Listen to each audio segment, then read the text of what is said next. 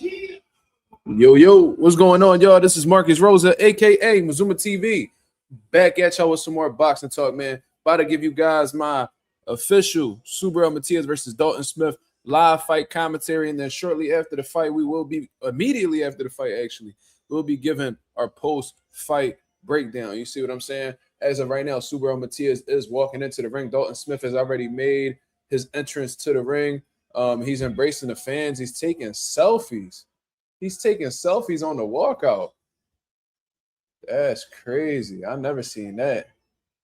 He's really soaking up the moment, y'all. Oh wow, look at this.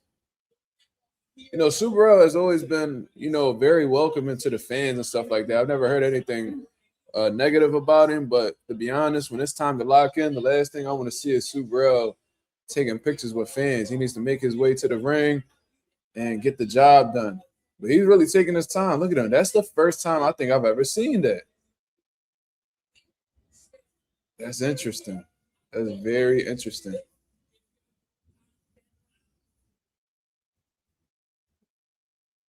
But Subriel Matias is making his way into the ring right now. Yeah, I don't know. I'm not sure how to feel about that neither. R3, I don't really like the idea of, you know what I mean, not being locked in on your opponent. I don't know what's going on with Subriel, but we're going to see how that translates into the fight, man. That definitely shows a lack of focus, in my opinion. Yeah, I mean, that's just how I feel about the situation. But, yeah, I mean, maybe Subriel will be the exception to the rule, man. I don't know. But that's weird. Super weird. And, Subriel, last time he fought in a comfortable place where, he had fans that he fumbled the ball. You know what I mean? Well, at least a big fight. With Liam Paro, he fought in Puerto Rico. He fumbled the ball. Now you're in Puerto Rico where there's a huge Puerto Rican population. You feeling at home. You feeling comfortable. We're going to see. Dalton Smith looked pretty confident. You know what I'm saying? He didn't seem to be nervous whatsoever. And you're going to feel nerves, but it didn't look like the moment was overbearing to him. You know what I mean? It seemed like he's pretty aware, alert, ready to work. That's what it looked like to me. See Dalton Smith bouncing on his toes, getting his arms loose.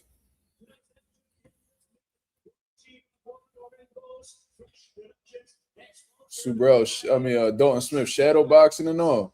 Now this could be perceived as nervous energy, but yeah, I don't know, man. Subriel is looking kind of concerning to me. I really hope he don't let this. I really hope he don't let this situation overcome him, bro. Because if he come up short tonight, that's gonna be a really bad look, man. I don't know, man. Subriel, Smoochie, I don't know. Subriel taking pictures with the fans when he should be locked in on his opponent walking to the ring. It's one thing to be nice to fans and, show them love, but, you got to lock in, brother. You can embrace the fans after the fight. So that was that's something that just jumped off the page, off the rip for me. So I ain't gonna lie, I ain't really rooting for anybody in this fight, to be honest with you, but very telling. We won't know if it's telling yet. We gotta see how this unfolds, but that got my radars up. I ain't gonna lie. Junior said Dalton, I'm sorry. Dalton looks in shape. He better be. I will hope so. I hope you in shape for somebody like Subriel.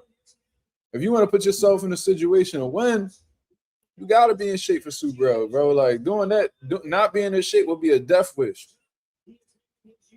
Fucking with Subriel. You know what I mean? So we're about to see, y'all. They introducing Dalton Smith right now. He looks excited. He looks charged up. You know what I mean? Look like he ready for this moment. The UK is in the building too, y'all.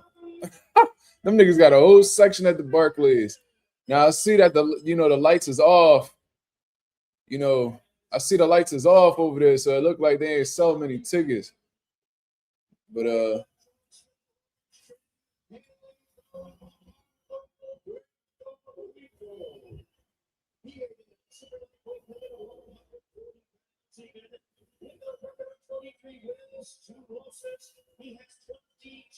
Like Subriel just seemed distracted, man. Look, they introducing him, and he just sitting here talking to his promoter.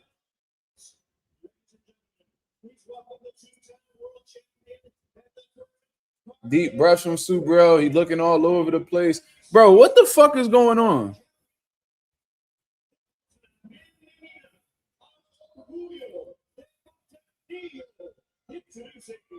Oh my god.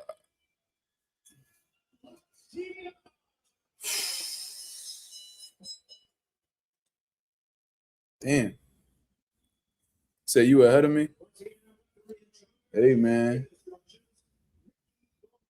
That's the worst. That's the worst. So Smoochie, you might as well leave, and then when the fight over, you just come back. Cause I don't want to ruin nothing for you. You know what I'm saying? Said Mark, relax. All right, we gonna see. I'm just telling you what I see. I'm giving you my live fight commentary. You know what I'm saying? I'm just giving you what I think. You know what I mean? I could be right. I could be wrong. We about to find out though. Teach, what up, Teach? Shout out to Bad Boom Balloon. Ralphie, Smoochie, Agent 86 in the building. What up? Shout out to everybody that came through showing love, man. Damn, Dalton about the same age as me. All right, so we're in round one. Ooh, Dalton throws a sharp 1-2 off the rip. Subriel was able to catch it on the gloves. Subriel looked like he getting his feet together. Okay, but Dalton showing some hand speed right now. Good jab from Dalton. Subriel responded with a good jab himself. Ooh, that was a good overhand right from Dalton. That got Subriel attention a little bit. Yeah, Dalton standing his ground a little bit. He trying to get his respect off the rip. Like, yo, this ain't gonna be one of them situations. You know what I'm saying? You ain't just gonna walk me down without feeling something. Pause. So Subriel trying to walk him down with the high guard, but Dalton is picking him off right now. And Matias, he's notoriously a slow starter, so I'm not really expecting him to really get off this round or even win the round, to be honest with you. That's just the type of fighter that Subriel is. But what it looks like right now is Subriel just trying to get a feel for what type of time Dalton Smith is on. And Dalton Smith is on the type of time where I'm going to get your respect. You know what I'm saying? But Dalton Smith is working. He definitely working.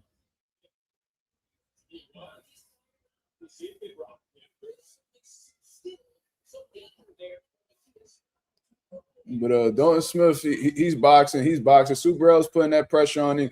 Not really getting offensive yet, but he's looking to close the gap. But Dalton Smith is looking to keep it in the center of the ring as he should. You know what I mean? And he's keeping a good jab on Subriel. Subriel's legs look a little unsteady. Not saying he's hurt, but his balance look a little iffy right now.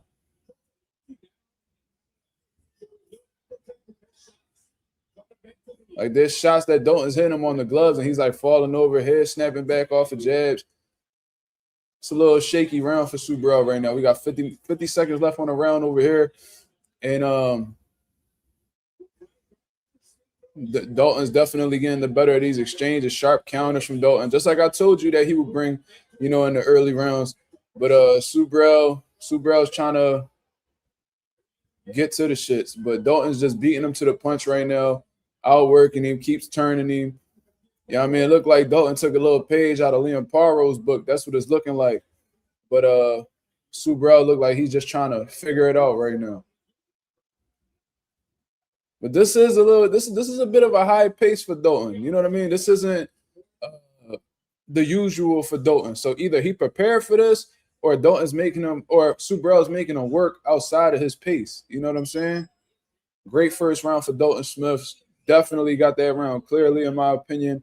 He boxed really well. He turned Subriel, hit Subriel with some good shots, snapped his head back with some jabs, caught him with a flush overhand right in the at the beginning stages of the first round.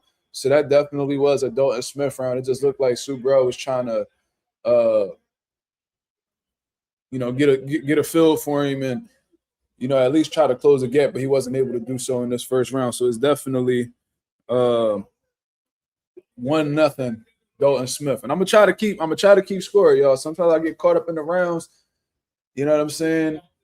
Or I get caught up in the action, so I don't keep tracking the rounds. But right now I got 1-0 Dalton Smith. But this is pretty much on par to what I believed initially with my prediction. I said that Dalton Smith was going to do really well in the beginning rounds, and in that first round he looked pretty good, man. Dalton looked like he belongs there so far. Now, when Subriel, if he's in a position to ramp it up, that's what it's going to, it's going to show me what Dalton Smith is made of. And Subriel came out with some good jabs off of the rip. So he looked like he's trying to pick it up. He looked like he's already trying to pick it up. So look like Subriel's, he's getting a good jab off. I don't think Dalton was expecting Subriel's jab. That was a good jab from Subriel.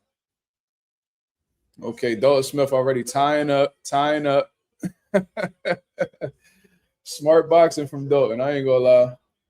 Hopefully it don't become the biggest theme of the fight, but he's not allowing Subriel to be himself in there, or at least get some big shots off on the inside. So he's tying him up, which is smart boxing. Look, tying up. Now, is the holding from Dalton Smith going to be excessive? Because if that's the case, this is going to really make for an ugly fight. And, Subriel got to do what he got to do to make sure Dalton don't hold him. See? Look at that. He's jumping in and holding. Wow. You're not even trying to hide that shit. You can't do that.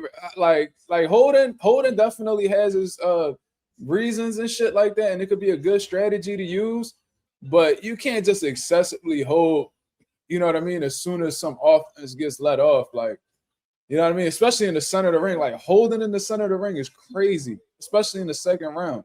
Now, somebody got you up against the ropes or whatever the case is, you know what I'm saying? That would make sense, but come on, man. Subriel is putting that shit on him, though. Ooh, Subriel letting them hands go. Okay, Dalton got to respond now, man. Ooh, that was a good body shot from Dalton Smith. Ooh, that was a nasty body shot. Ooh, Subriel returning them Jones. Oh, they getting into a firefight, y'all. Second round, this shit looking kind of crazy. But so far, Subriel's holding up the Dalton's punches pretty well. Dalton, it's going to be real interesting to see if Dalton can't hurt him in these early rounds. This could be a serious issue for Dalton, man, or at least get his respect. So far, Subriel not really feeling his power. Good jab from Subriel. Subriel's jab is clicking. Good body work from Subriel.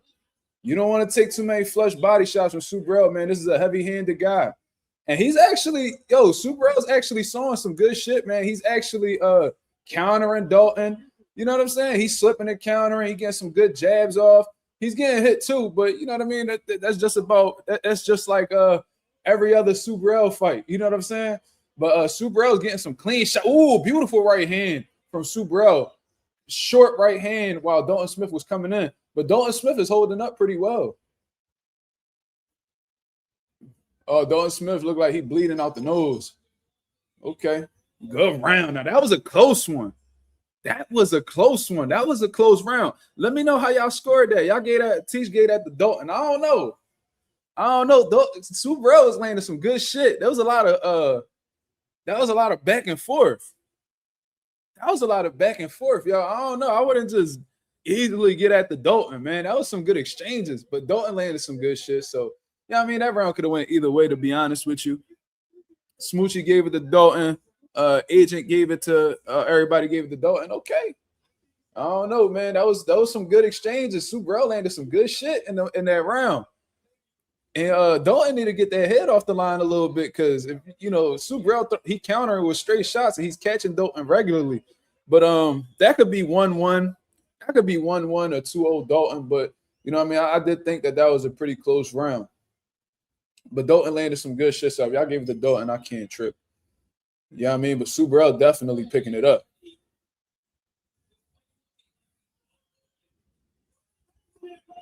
Oh, Subriel going for it. Subriel picking that shit up.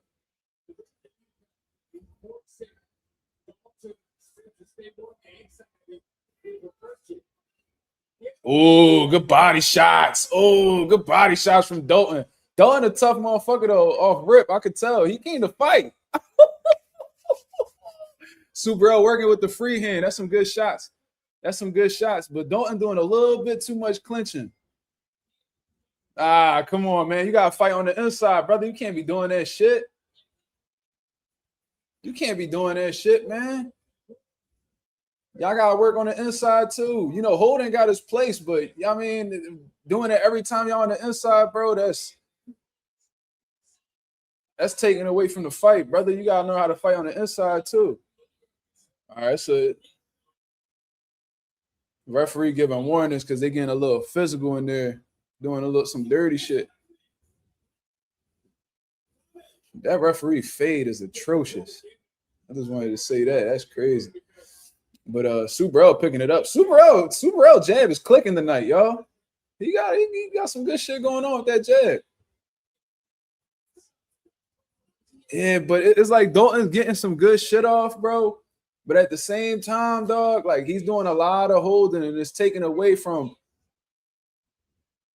his offense, man. And Subriel's getting some good shots in when they on the inside. He's sneaking in some good little body shots. You know what I mean? Good uppercut from Subriel on the inside. That's what we need to see. If this is gonna be an inside fight, you know, if y'all gonna be like in close quarters like that, we need to see some inside fighting, man. You know what I mean? Subriel getting off. He getting some good shots off on the inside, man. This is very telling in the third round. I like what Subriel is doing. I like what he's doing in the pocket.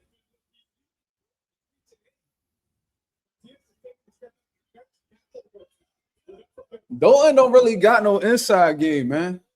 I don't know if I'm tripping or what, but Dalton don't like that inside game at all. Look at that. Look at that. Every time they get inside, y'all, he don't got an answer. Like he'll throw little shots like off the break and shit like that, but he doesn't really want to engage. Ooh, that's a rumble, y'all. Ooh, that hurt Dalton. That left hook hurt Dalton. Oh my God, that hurt Dalton. Oh shit, that's a fight right here, y'all. That's a good one. Oh, let's go, champ. Oh, it's a rumble. Yo, Dalton came to fight. Let's go, champ. That was beautiful. Good fucking round. Woo! I love it. That's a good fucking round right there, boy. Dalton came to rumble, bro. I respect it, bro. I respect the type time you want. Dalton Smith already showed a lot of balls, bro. Pause. Showed a lot of cojones. You know what I mean? Coming to the States to get your first world title shot against a Puerto Rican in New York, which is like mini Puerto Rico. You gotta respect Dalton Smith for him taking a chance in himself. And you know what I mean? Coming off a fucking positive drug test. He's still fighting the motherfucker and giving him work. I like that, man. I thought Subriel won that third round. I do think he won that because just the inside work was very telling. He looked like he hurt Dalton Smith with a left hook. You see what I'm saying? But Dalton rumbling. You could tell he turning them punches over neither. It just like right now, Subriel ain't respecting it.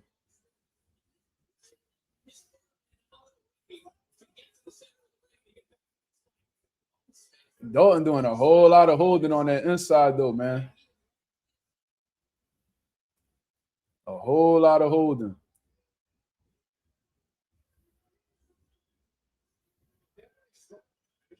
Good jab from Subriel. Somebody gonna get dropped, cuz. Somebody gonna get dropped. I'm telling you, how the way these motherfuckers loading up on these punches, somebody's gonna get hurt. Somebody's gonna get hurt.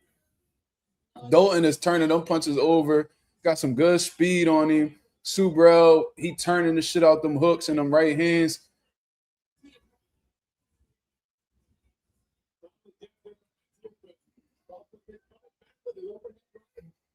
Come on, man. Dalton holding on the inside again, man. Ooh, good right hand. Some good exchanges here though. Look at them little short body shots Subriel's landing on the inside. Them Johns pile up, bro. Them Johns do not feel good. Them Johns break you down in them later round. Ooh, beautiful uppercut. Beautiful fucking uppercut for Subriel. Yo, don't banging though. Ooh, don't getting right with Subriel, bro. I respect this shit, bro. I do. I thought he was gonna be boxing a little bit more. No, he's stepping to Subriel, but Subriel hitting him with some shit too. And Dalton not that crafty defensively to sit in the pocket and make Subriel miss. You see what I'm saying? Them sides of Dalton looking real red too. Dalton trying to get a little physical with Subriel, try to break him down with the physicality. We're gonna see in them later rounds if this could work. Ooh, man. Dalton turning them punches over, boy. Ooh, beautiful 2-3 for Subriel. Hey, this is some good shit. Oh my God, they rumbling. See, what Dalton don't understand is that to him, this the fire, but this like Subriel shit, like, ooh, good left hook from Dalton. Ooh, that got Subriel attention too. Ooh wee. This a fucking fight, y'all. This a fucking fight. Damn, I'm that behind. Damn, I'm behind like a motherfucker. Damn, y'all already scored the round. I'm behind like shit. Ooh, Dalton look like he breaking down, y'all. He looked like he was about to drop off. Ooh. Oh, Dalton Smith's cut, y'all. Dalton Smith cut. And it looked like Subriel was rocked at the end of that round, too. Ah, shit.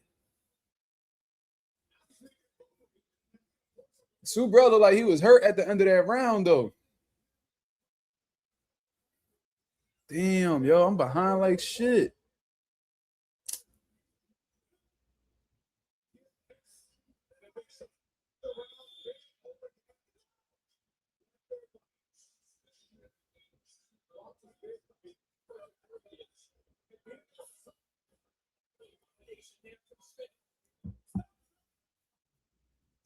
Jesus Christ.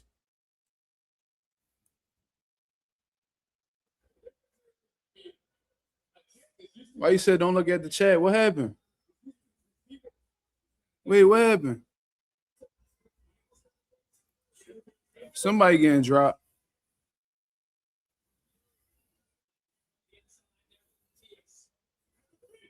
Ooh. Damn, Dalton hitting Subriel with some shit, bro. No, I gotta look at the chat, man. Y'all the nation. I gotta hear what y'all talking about.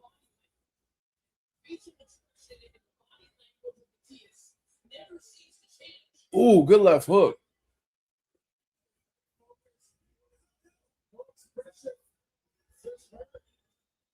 Ooh, ooh. Yo, Dalton got a fucking chin, cuz. God damn.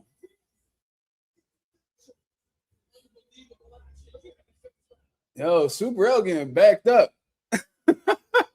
Yo. Ooh, ooh. Oh my God. Yo, Dalton getting real physical with Matias, dog. But Dalton is cut though. Ooh, good left hook. Can Dalton keep taking these punches though, man? Like we seen Subriel go through it, but we don't know if Dalton really built like that. Right now it's 5. It's the 5th round. But can you keep taking these heavy shots from Subriel, man?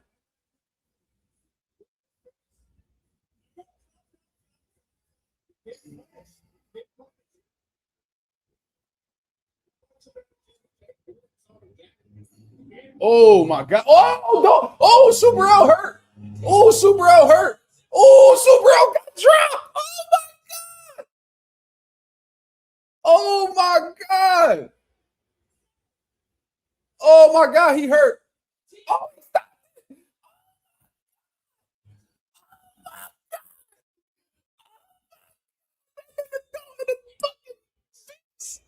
Oh shit!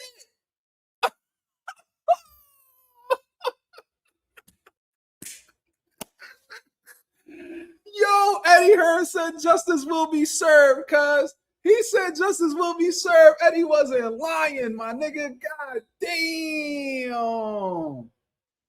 Yo, what the fuck? Yo, Dalton Smith a bad motherfucker, boy. God damn. Prove me wrong. Shit. My bad. God damn. He fucking iced this nigga, bro. God damn. Yo, Subriel. Stop fighting in places that got Puerto Ricans in it, bro. Stop fighting in places that got Puerto Ricans in it. Stay up out of Puerto Rico. Stay up out of New York. God damn, them punches just piled up, bro. Dalton was loading up, hitting you with some big shots. You was being defensively irresponsible. You wasn't moving your head. You see what I mean? Them punches catch up to you, man. When you got styles like Subriel Matias, who, you know, he got some little slick shit he could do defensively here and there. But for the most part, look, Dalton Smith popping his shit. And he should. He should, bro. That nigga was unproven. That nigga was unproven, bro. He was telling y'all that he really motivated for this fight because he want to be up there with the Calzakis. He want to be up there with the Ricky Hattons, and he understood that this is how, you know, he had it. This the chance he had to take to do this shit. Say he been boxing since he was 6 years old, bro.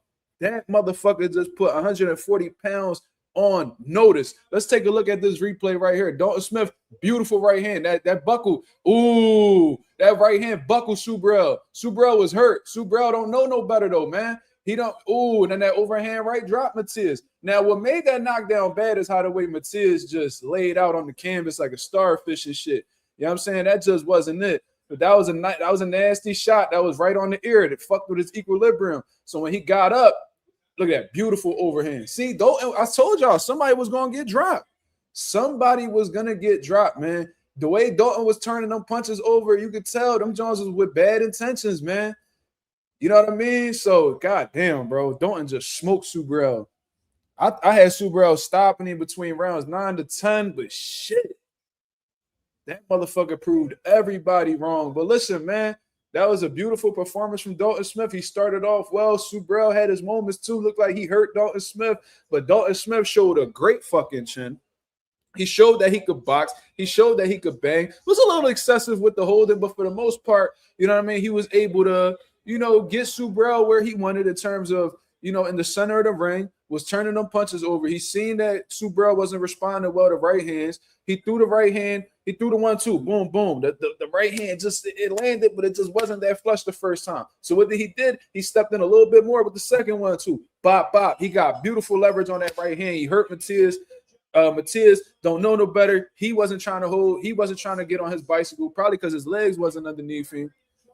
Then he throws an overhand right with all of his weight behind it. Drops Subriel. Subriel's body language is hard, looks horrible. He gets up. Legs are completely done. You see what I'm saying?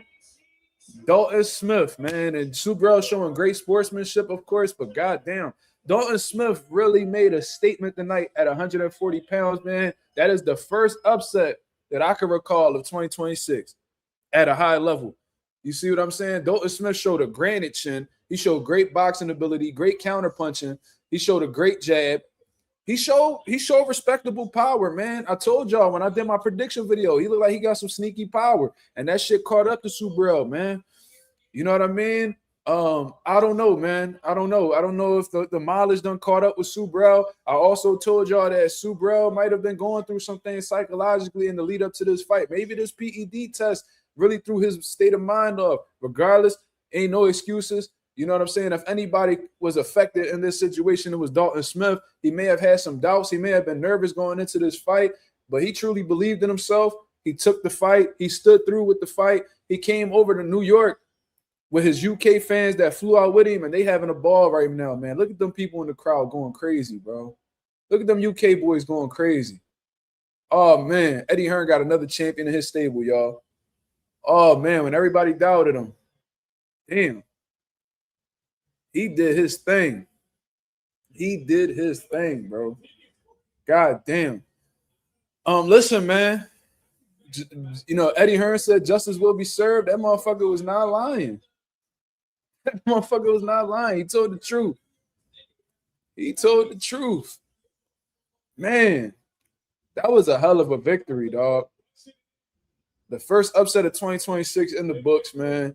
Subriel got his ass knocked out.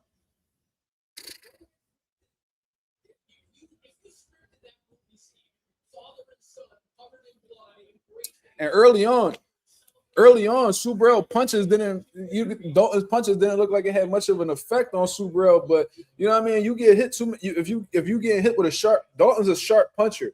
You know what I'm saying? He punches really sharp. So if you get hit with too many of them, John, especially if you don't see them, that could be a problem, man. Accumulation is a real thing. You see what I'm saying? So let's hear what Dalton Smith got to say, y'all. God damn.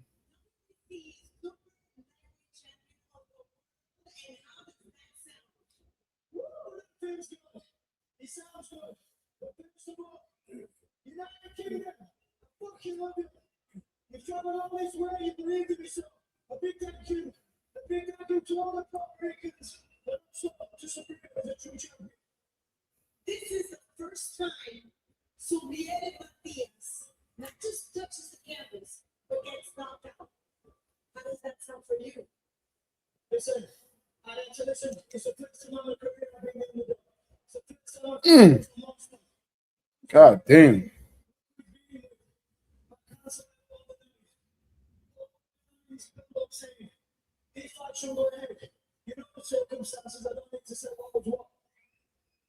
That's crazy, bro.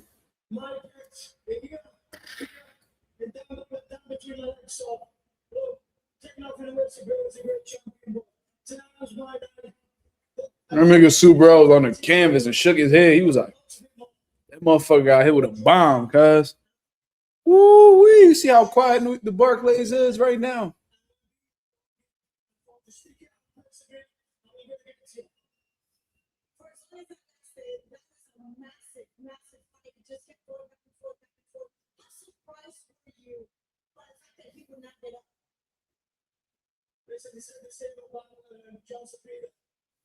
And I said every time, put me against a monster. You're not bringing a little girl over. You're bringing a monster, like I said. So, bring on the challenges. I'm not a world champion, I'm one of the best. If not the best in 140 division. And I can't wait to be in the mix of it. Perfect, just between us. What would you say to the 6-year-old Dalton back in Sheffield? We did it, baby. Everybody, me and my dad, we're boxing together. And first of all, my dad, we are called boxing by the class together. And everyone down is from 6 years old. So this is a message for all you kids out there. That boy got put in a motherfucking pack. God damn. All right. Let me go ahead and send this link out to Slime. I got to hear what Slime got to say about this.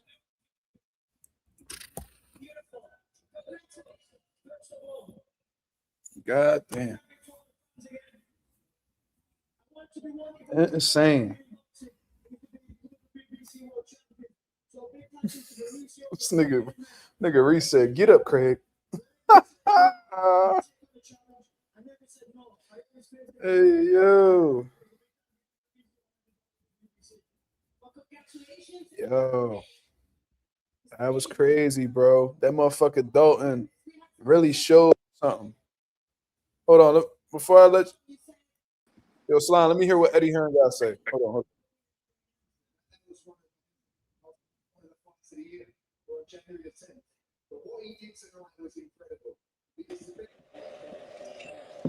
Oh my God, what happened to Matias? Damn, Craig. Get up, Craig. Talking all that shit. Yo, my son Africa Unification, Dalton Smith, 2026. Don't do that. Yo, Dalton Smith will pack him the fuck up. Worcester. Damn. I tuned into the fight. I see this white nigga getting interviewed. I didn't even know that was Dalton Smith. I'm like, what time the fight start? Nigga, I see this nigga on the ground. I said, wait. I see Matias on the ground. I went straight to Twitter. I said, nah, no way. Let me search it up. That shit says 6-round knockout. Yo, Damn. yo, I bro. came straight to the live. Yo, bro, I I'm sick. almost Don't put money on even. Matias. That's crazy. Yo, bro. Don't even speak about the fight too much, bro. That's nasty, man. I had Matias up Damn. too. Matias was winning that fight too. He was?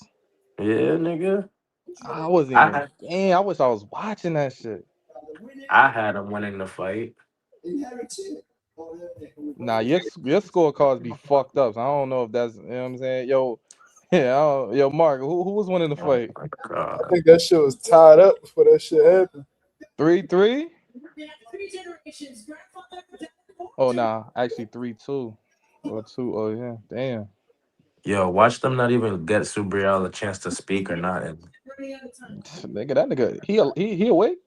That nigga dizzy somewhere. That nigga think he Dominican. That nigga not even Puerto Rican no more. That nigga fuck around. He Venezuelan now. That nigga. Damn. Yo, I can't wait. I can't wait for Keyshawn to get trashed so I could talk mad shit to you, bro. Nigga. Keyshawn, I fuck with Keyshawn, but that ain't really gonna get me tight. If I hope Paul lose, Yo, I hope Shakur like, gets fried, bro. I hope Teo cooks him now, bro. Oh my nah, god. niggas want everybody. Nah, niggas want everybody to lose. Nigga, Matias was not even your man's, nigga. Nah, that was my Puerto Rican homie, bro. Nah, you was not. After that cheating shit, you was like, man, fuck that nigga. Nah, but she wasn't guilty. He's not guilty no more, bro. Damn, I It almost was put money on Matias too. Damn. I respect Dalton Smith though. He did his thing, and I thought he was gonna get fried. I thought he was too. I was wondering why the line was so low though. The odds was like a -112, -102. I was like, damn, it's an even fight. I didn't know who the fuck Dalton Smith was. That boy Subriel got smoked with that fucking right Damn. hand. God damn. I hate you, nigga. Let's die. Nah, dead ass though. Bro, that's how God they was fighting. That's how damn. they was fighting. That's dead ass how they was fighting. I'm not gonna lie. Fuck you think I am? Yo, bro, fuck Puerto Rico. You heard? Slap your Damn, fucking that's how self. you feel? That's how I'm feeling right now. Fuck Puerto Rico. I know my dad's tight as fuck. I know he's sober now. He was So I drunk. got He like was drunk when he called me $70,000 in my earlier. He's pocket. sober If you now. blinding me, you can take the money. Right now. Damn. I hate you, nigga. Let's die. Nigga, he called me, asked me for the shit, for the stream. I'm like, I bet I sent him the shit. He must be pissed off right now somewhere. Damn. I ain't gonna lie, my Nigga son Subriel Matias. was on some fucking starfish shit, nigga. God damn. Got his ass smoked. I ain't gonna lie, that's damn. My son, yo, he just came off a big fight, close fight. Came off of a loss before that. Damn. Now my son back at the bottom. Oh man, listen. All Back right. at the bottom. Gotta I heard what niggas had restart. to say. I'm about to talk about it. Shit. We gotta start this shit with congratulating Dalton Smith, dog. That motherfucker proved me wrong and about 95% of the boxing world wrong. God damn. I hate British niggas, bro. Yo, niggas need to test that. Now, Turkey behind that. Cause why the fuck that nigga was boosting that fight for? He was like, yo, this nigga is next. Dalton right hand was behind that.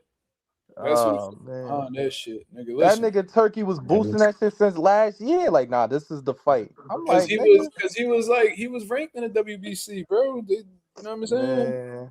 Listen, look, man, Dalton Smith, he came into this shit like this motherfucker had like a Kobe moment, bro. That motherfucker had all the odds stacked against him, bro. Like, can you imagine? All you did was fight low level niggas that was past their prime, domestic level fighters out in the UK. Now you about to fight one of the most dangerous styles in the division. You see what I'm saying? You gonna go against a nigga in the lead up to your fight. This nigga pop positive, and then these niggas gonna be like, "Oh no, he ain't had that much in his system. We gonna let him rock." So now you got that shit in your head, bro. I don't think he ever fought in the U.S. from what I understand. I don't know. I gotta go check that. I gotta go do my Googles on that. So that you got your dad. Now you about to fight this nigga in a city where there's the most Puerto Ricans in the whole country. This motherfucker come over here. Everybody doubting him. Everybody saying how Subriel gonna smoke him. I said Subriel was gonna smoke him 9 to 10 rounds, and shit was starting to go. There was moments where I was like, "Damn, Subriel got this nigga." You see what I'm saying? And you know what I'm saying? Oh, wait. Somebody by the name of Anaj says that's why I put skill over resume personally. It varies, brother. It varies. Not skill doesn't always prevail. You see what I'm saying? Dalton Smith just happened to have something that we didn't see. It took more than skill to beat Subriel tonight. That motherfucker Dalton Smith showed a granite chin because he was getting hit with some shit. Hot shit. He was getting hit with some shit, and that nigga stood up to them Johns. He was fighting Subriel. He was clenching a little bit on the inside, but he was pushing Subriel back. It was physicality. It was a granite chin. It was mental fortitude. He got cut. He came back to his corner cut, and he looked like he got hurt a little bit before that bell rang. So there was some things that he had to show psychologically, because you can have all the skill in the world, but if you a bitch, Subriel gonna run you down 9 times out of 10. You see what I'm saying? So it was a little bit more than just skill, in my opinion. Yo, somebody said Pitbull's cooked. Pitbull is cooked. Oh, he better not fight no Dalton Smith. Based off of what we just saw tonight, Dalton Smith will box the shit out of Pitbull. Dalton Smith's stock just went through a whole new fucking I ain't gonna lie, British champion. Oh my gosh. That nigga about to have his first fight in the UK. That bitch about to sell out 90K. He really about to do his motherfucking thing, bro. That nigga, because he was unproven, bro. So I'm like, all right, bro, like you've been fighting all these lower level motherfuckers. What makes me feel like, what have you done to reassure me that you can stand up to Subriel? Subriel be breaking, he be breaking niggas, bro. Nigga killed somebody in the ring. Yeah, they're caught bodies, all types of shit. You got to understand, I'm sure this is all playing in Dalton Smith's mind. You see what I'm saying? He went out there and he put on a fucking fantastic performance, bro. Stood up to some hellacious shots, was pushing Subriel back. How many times you seen Subriel on the back foot, bro? You don't see that shit that often. Dalton Smith was doing that, letting off combinations. He hitting Subriel with bombs off the rip. Great jab, counter punching. You see what I mean? That knockout shot at the end, that was a counter punch. He slipped a counter with his overhand and put Subriel down. You see what I'm saying? Lie, that's what you call plot armor, man. That nigga had plot armor. All the odds against him, and he prevailed. Yeah, it was Dustin. I ain't gonna lie. You see what I'm saying? So this was a hell of a performance, man. Dalton showed us some things that Jermaine Ortiz would fuck that nigga up. Shut up, bro. Yeah, I ain't gonna lie. Shut up, bro. Why you even talking about the nigga? He got Keyshawn problem. The fuck is you talking about? You better hope Keyshawn in a couple weeks, nigga. My fault, OG, bro. My fault. Anyways, so this motherfucker go, bro. He showed he was something else, bro. He may have been unproven, but after today, he got all my respect, dog. Seriously. Yo, some niggas said this nigga Smith became AJ in the UK now. Damn. Nigga, yo, he about to be I'm telling you, this nigga about to be the new face of England. Like, bro, and I'm gonna just say this: Subriel just need to stay away from any place that got Puerto Ricans in it. Every time this nigga perform in front of his people, this nigga lay an egg. I don't know. Fact, he did it with Peril. Yo, I'm gonna keep it real. Stop fighting white boys, cause you every time you fight a white boy, they be whooping on you. Like, I don't know what the fuck be going on with this nigga. He love beating on Mexicans. He like beating up on black people. He like beating up on Cubans and all this shit. I mean, no. Puello's Dominican. Yeah. Yeah, I ain't gonna lie. Puello's with Rhea and them. Wait. This nigga's I'm not Dominican. But what black nigga on Matias fault? He beat up on Malik Hawkins. Tank homie. Beat up on Tank homie. You see what I'm saying? That's what the shit that he get into. This motherfucker cannot beat a white boy to save his life. Leave them fucking white boys alone and stop fighting around Puerto Ricans, bro. I knew something was up with Subriel. This nigga walk out and he taking selfies with the people. Who do that? That's what he gets, bro. I think he was just like, focus. It's like Mark. It's like you really like, yo, this nigga can't fuck with me. You know what I'm saying? It's like one of those things. Yeah, Like, this so it nigga was either a can't lack fuck of with either Subriel was tapped out on some mental shit, or he thought this nigga Dalton was sweet. me. Yeah, he thought he was sweet. It had to be something. There was some type of underestimation of the nigga just was checked out mentally. I don't know. And I was saying in the lead up to the fight, I'm like, yo, Subriel gonna react one of two ways. I said either this nigga's gonna be enraged and he gonna beat the shit out of Dalton, or he probably just gonna be going through some mental shit. You know what I mean? Psychologically, he probably tripped out because of the positive drug test. Everybody talking crazy about him, calling him a dirty fighter. So now that probably done affected him mentally. So I said he either gonna put on a really good performance or this nigga gonna lay an egg. What the fuck happened? And Smoochie was telling me in the chat, "Oh, Mark, chill. The fight didn't even start yet, bro. I came from that cloth, bro. I know what you gotta like. I know how it is to box and compete and put your life on the line type shit. Niggas dying to amateurs too. You see what I'm saying? So you really gotta lock in. The last thing I'm worried about when I'm walking out is taking selfies with niggas, bro. Facts. Yeah, you about to fight for your life. Like, you know what I'm saying? Bro, my Like, life about to be on the line. Why the fuck do I need to take a picture with you right now? Yo, I bet you them niggas deleted their pictures after he lost, too. nah, Gangsta I'd have deleted that shit. Yo, you can imagine that? I'd have been like, Them nah, hell. niggas deleted that shit off. They recently deleted too. Look at this shit. Them niggas said, yeah, nah, fuck this nigga. Bro, can anybody recall a time? Tell me in the chat, y'all, or if y'all have y'all ever seen a fighter walk out before a fight and take selfies on the way to the ring? I've never. I ain't gonna lie. Adrian Broner probably did some shit like that. I've never heard like me personally. I don't think he took it. He did some shit though. I've never seen that. Let me know in the chat if I'm tripping, y'all. Have y'all ever seen that? I always seen after the fight. You know what I mean? Broner used to do some crazy shit before the fight. I used to see the nigga dance and shit like that. That's him being a showman. That don't mean that you ain't focused. That just mean that you trying to put on a show. This nigga is literally stopping his ring walk and smiling while the nigga going like this. Me personally, that just shows a lack of focus. Because if you really locked in on a nigga, the last thing you worried about is niggas asking for a photo when you about to put it on the line, bro. Like, that's just a lack of focus for me, bro. I don't know what it is. I don't know if it was the PED shit. I don't know if it was the arguments he had with Eddie Hearn, or maybe he just didn't think too much of Dalton Smith, bro.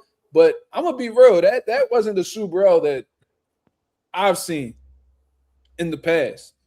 You know what I mean? That ain't the Subriel that I know. There was something that was definitely missing there. Maybe it was wear and tear. He did take a lot of punishment in the Albert Puello fight. He did look a little drained at 140. Maybe that shit done caught up to him. It could be a multitude of things. Maybe it's all of the above. But goddamn, bro, y'all motherfuckers just made Dalton Smith a star out there in the UK. Boy, that motherfucker gonna go ahead and sell out the Wembley the next time he fight. That nigga about to fight a turkey. That nigga gonna fight a motherfucking that motherfucker gonna fight a Liam Callum Scott out that motherfucker, and that shit gonna do 70K out there. Nigga, hopefully he fights Richardson Hitchens in New York again and beats the dog shit out of him. Bad. What? I don't think Hitchens will give him a tougher fight. Yeah, Hitchens is beating that nigga. Stylistically, I'm putting bread on that. Yeah, I don't know, bro. Listen, Dalton a fucking dog, bro. I'm gonna keep it. I gotta watch it. I ain't really see Boy get crazy, but that nigga, bro. But this nigga sound. Yo, pause. You know how niggas say they showed their ass? Like niggas really showed out? Yeah, he showed his ass. He showed his ass, bro. Nah, you see, Slime gonna make it sound crazy. Like, no. I just said it. He showed his ass. All jokes aside, that nigga showed out, bro. Go watch that fight. Go watch. I'm gonna rewatch this. Fucking bombs Subriel hitting with. He just walked through them bitches, bro. Damn. Just like, hold on, we got. Oh shit, we got the damn, I forgot where he from, but y'all gonna hear him by his accent, bro. My boy Mick in the building.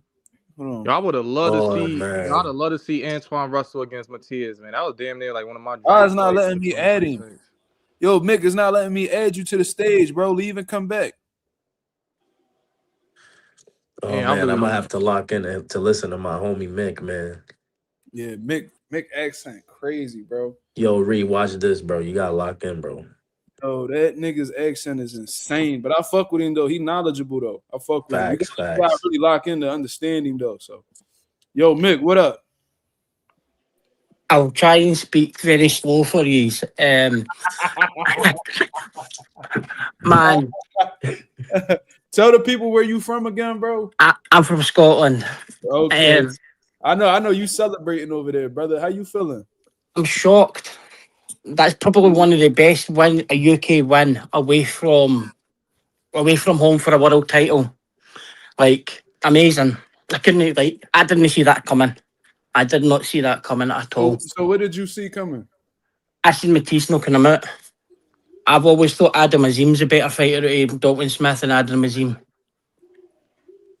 And the one that knocked out Kurt Scobie recently. What? The See guy the that fought fighter. the guy that fought Kurt Scooby recently. You I talking about thought Adam Azim? Yeah. I always thought he was a better fighter out the two. I didn't see Dalton Smith stopping Matias, but also I think you're right with the see the mind frame of Matias. We over here we've hardly heard anything about this fight at all. Like we've only heard through channels like yourselves on YouTube to say that have been like saying Subriel Matias has been failing drugs test, and every time you see a Subriel Matias interview, he's getting asked about it. Everything seemed negative over there. For in his camp, he was always answering. He was always answering questions, and then we had the silliness of him saying, "Oh, we never had a fail on test two," and like it was just up like circus, really. And I think that's maybe got to him, but. Oh, it's my Yeah, birthday, y'all. It's my motherfucking birthday, y'all. Drop your happy birthday, my motherfucking happy man. birthdays in the chat, bro. January 11th, bitch. Fuck is you talking about, nigga? Happy I'm birthday, baby 35 bro. years old. Happy birthday. 35 birthday, man. years old. Happy birthday, little bro. baby buzzing. Fuck you. So, Damn. Dalton Smith must fight Albert Puello next. That's That a good fight. that's what I was going to talk about that because you know what they did say was the winner of Dalton Smith versus Matias got to see Albert Puello. yes, there's a contract time for that. That's interesting. That's interesting, man. I Yo, like that fight. If Dalton Smith stops Albert Puello, he's the fucking guy. He's But the we GOAT. gotta see because Albert Puello ain't fight since the Subriel fight. He took a lot of damage in that fight. You see what I'm saying? So we gotta see what type of time Albert Puello gonna come back on. No tune-up, you know what I mean? Coming off of a loss, some wear and tear. Dalton Smith gonna be at his momentum gonna be at an all-time high. He gonna That fight gonna be in the UK too. Oh yeah, he gonna make Albert come to the UK. You already know what Eddie gonna do. Yo, I don't know about that because obviously Puello had a rematch clause for when Subriel beat him, and Dalton Smith they'd already paid Dalton Smith step aside money. So Dalton Smith has stepped aside 2 or 3 times already. And when Puello and Subriel fought, Puello had a rematch clause, and when Subriel won, the WBC enforced this fight. That's why he has to fight Puello next. So where you think the fight happens then? If it's not in the UK, you think that's a US fight? I don't know if there was maybe something already agreed for where it would be in the US, thinking that they would maybe have a deal for already Subriel. Do you know what I mean? If they'd maybe said it's already going to be in New York. Honestly, Mick, I think that you already know how it is in boxing. That money talk, right? He's a Turkey fighter. Eddie gonna find a way to bring that shit over to the UK, bro. He's a Turkey fighter as well. I ain't gonna lie. Say that again? He's a Turkey fighter as well, Dalton Smith, because this was supposed to be on the Benavides card to start with. Benavides and Yard, and when it was Haney and Norman. This fight was on there to start with, and then they moved it back. And then Subriel got injured again. And this is about the third time, so this is about the third time this had to be made. So, but Turkey, he's certainly always been put onto Turkey I'll shake cards and things like that, Dalton Smith. But I can't believe he done it. I had the T-Spin and 3-1 at the time. Dalton showed out, man. That motherfucker was charged up. And he was even putting pressure on himself because he's like, yo, like, you know, after this win, you know, my goal is to be mentioned with the Calzakis and the Ricky Hattons. You know what I mean? Like, he's trying to align himself with those legendary fighters that come up out of the UK. You see what I'm saying? So I'm thinking like, damn, he got some real like I'm saying like Dalton really confident within himself to be, a relatively unproven fighter, and then go into this fight with all the odds stacked against him and start mentioning all these great names, these legendary names from back where he's from, and say like, yeah, after this win, like I'm like hopefully I could be mentioned with those guys. And it's like, damn, bro, like you need to slow down a little bit. Like you talking a big game right now, but shit, man. He's always had that confidence, but like I've seen what everybody else has seen before then, where he's a good technical fighter, but I didn't have him as a puncher. I always had him as pillow fisted, where he, like, I know he stopped people before, but it was more punishment. But they were all smaller kind of guys like Cepeda, and they kind of get by Sam Maxwell, but I couldn't see him stopping Matias. I'm And shocked. that kind of made me believe, and that's what made me question exactly where Subriel is at this point in time. I seen Anonymous pointed out in the chat, and it was a very valid point. Subriel, you know what I mean? With that type of style he has, you're not really gonna last too long in the sport. You're gonna start to break down relatively quickly. You know what I'm saying? We seen guys like Ruslan Provodnikov had that type style. We didn't see him in the sport too long. Oh, You see yeah, I what I'm totally saying? agree. I totally agree. There's only so many wars. The chin can Yeah, only take so many hits. and those, and we're not even talking about the wars that done happen in sparring sessions. You know what I'm saying? Even though you wearing that protective gear, that powers up too, man. You see what I mean? And when you coming off of a tough fight with Albert Puello, and you accumulating all this damage, then you have a whole. I'm sure he had a tough training camp. Then you hop into this one. Dalton Smith may not be the biggest puncher, but one thing I noticed, even with the Jose Cepeda fight, his punches are sharp. Yeah. See what I'm saying? So it's not when you're a sharp puncher, you don't necessarily need all that pop, because if you put shots in the right places, you could really break somebody down. And from the very beginning of that fight, when you watch the beginning of the first round with Matias, Dalton Smith looped a right hand over the top, and it didn't hurt Subriel, but it definitely got his attention. And I think that's what Dalton Smith wanted to enforce from the very beginning of the fight. Like, yo, listen, like, you're not just about to just be having your way. You're not about to just walk me down. And if you do, you're going to run into some shit. You see what I'm saying? So I think that Dalton Smith was really putting them punches together, man. He looked to be in phenomenal shape. We didn't get to see the fight last that long, so we don't know exactly where his cardio was, but he held up pretty well. He showed durability, man. He took some hellacious shots from Subriel Matias to the body and the head. He stood up to them real well. He got cut, act like it didn't happen. He's very prone to being cut and things like that as well. So he's been cut in various fights, so he has had to deal with that before. But I wouldn't like to be getting hit by Subriel after being cut. And man, I just think I think with Subriel, she's such a front-footed fighter. How many times has he had the fight finished in the first 5 or 6 rounds? Just racked them up, and then that first round, Dalton Smith had to put a marker down to say, "Look, I'm going to have to try and push you back, hold my ground a bit." But nah, I can't believe he's actually won. That was what was impressive to me too. He was actually pushing Subriel back, and I was like, "Damn, that take a certain level of strength. That take a certain level of physicality." So somebody in the chat has said that that's why me personally, I value skills over experience. But that's his opinion. You know what I mean? As a boxer fan, that's your prerogative to choose which one you prefer, which ones you take more into consideration. But I think what Dalton Smith showcased tonight was a little bit more than just skill. Oh, totally. You know what I'm saying? The physicality, the mental fortitude, the durability. It was the heart, of course, the resiliency. It was a lot of other factors that made Dalton Smith's performance great outside of just the skill set. You know what I'm saying? Because I don't think that and I told motherfuckers, bro, it's like, to beat somebody like Subriel, you're going to have to go through some hell in order to get past him. You could beat him, but you're going to have to go through something. And, the fight didn't last that long, but Dalton, he got hit with some shit. He stood up to some shit. He got cut. I thought Dalton Smith even got, rocked a little bit. Oh, definitely. You've got to go to the trenches to beat the king of guys, and Subriel would take you to the trenches. You have to go there. And I just like for me, it's up there with Kell Brook beating Sean Porter. In fact, it's better than Kell Brook beating Sean Porter when he done it. There's no many British fighters won world titles away in America, especially in the first fight over there. And I just can't believe he actually won it. I'm shocked actually.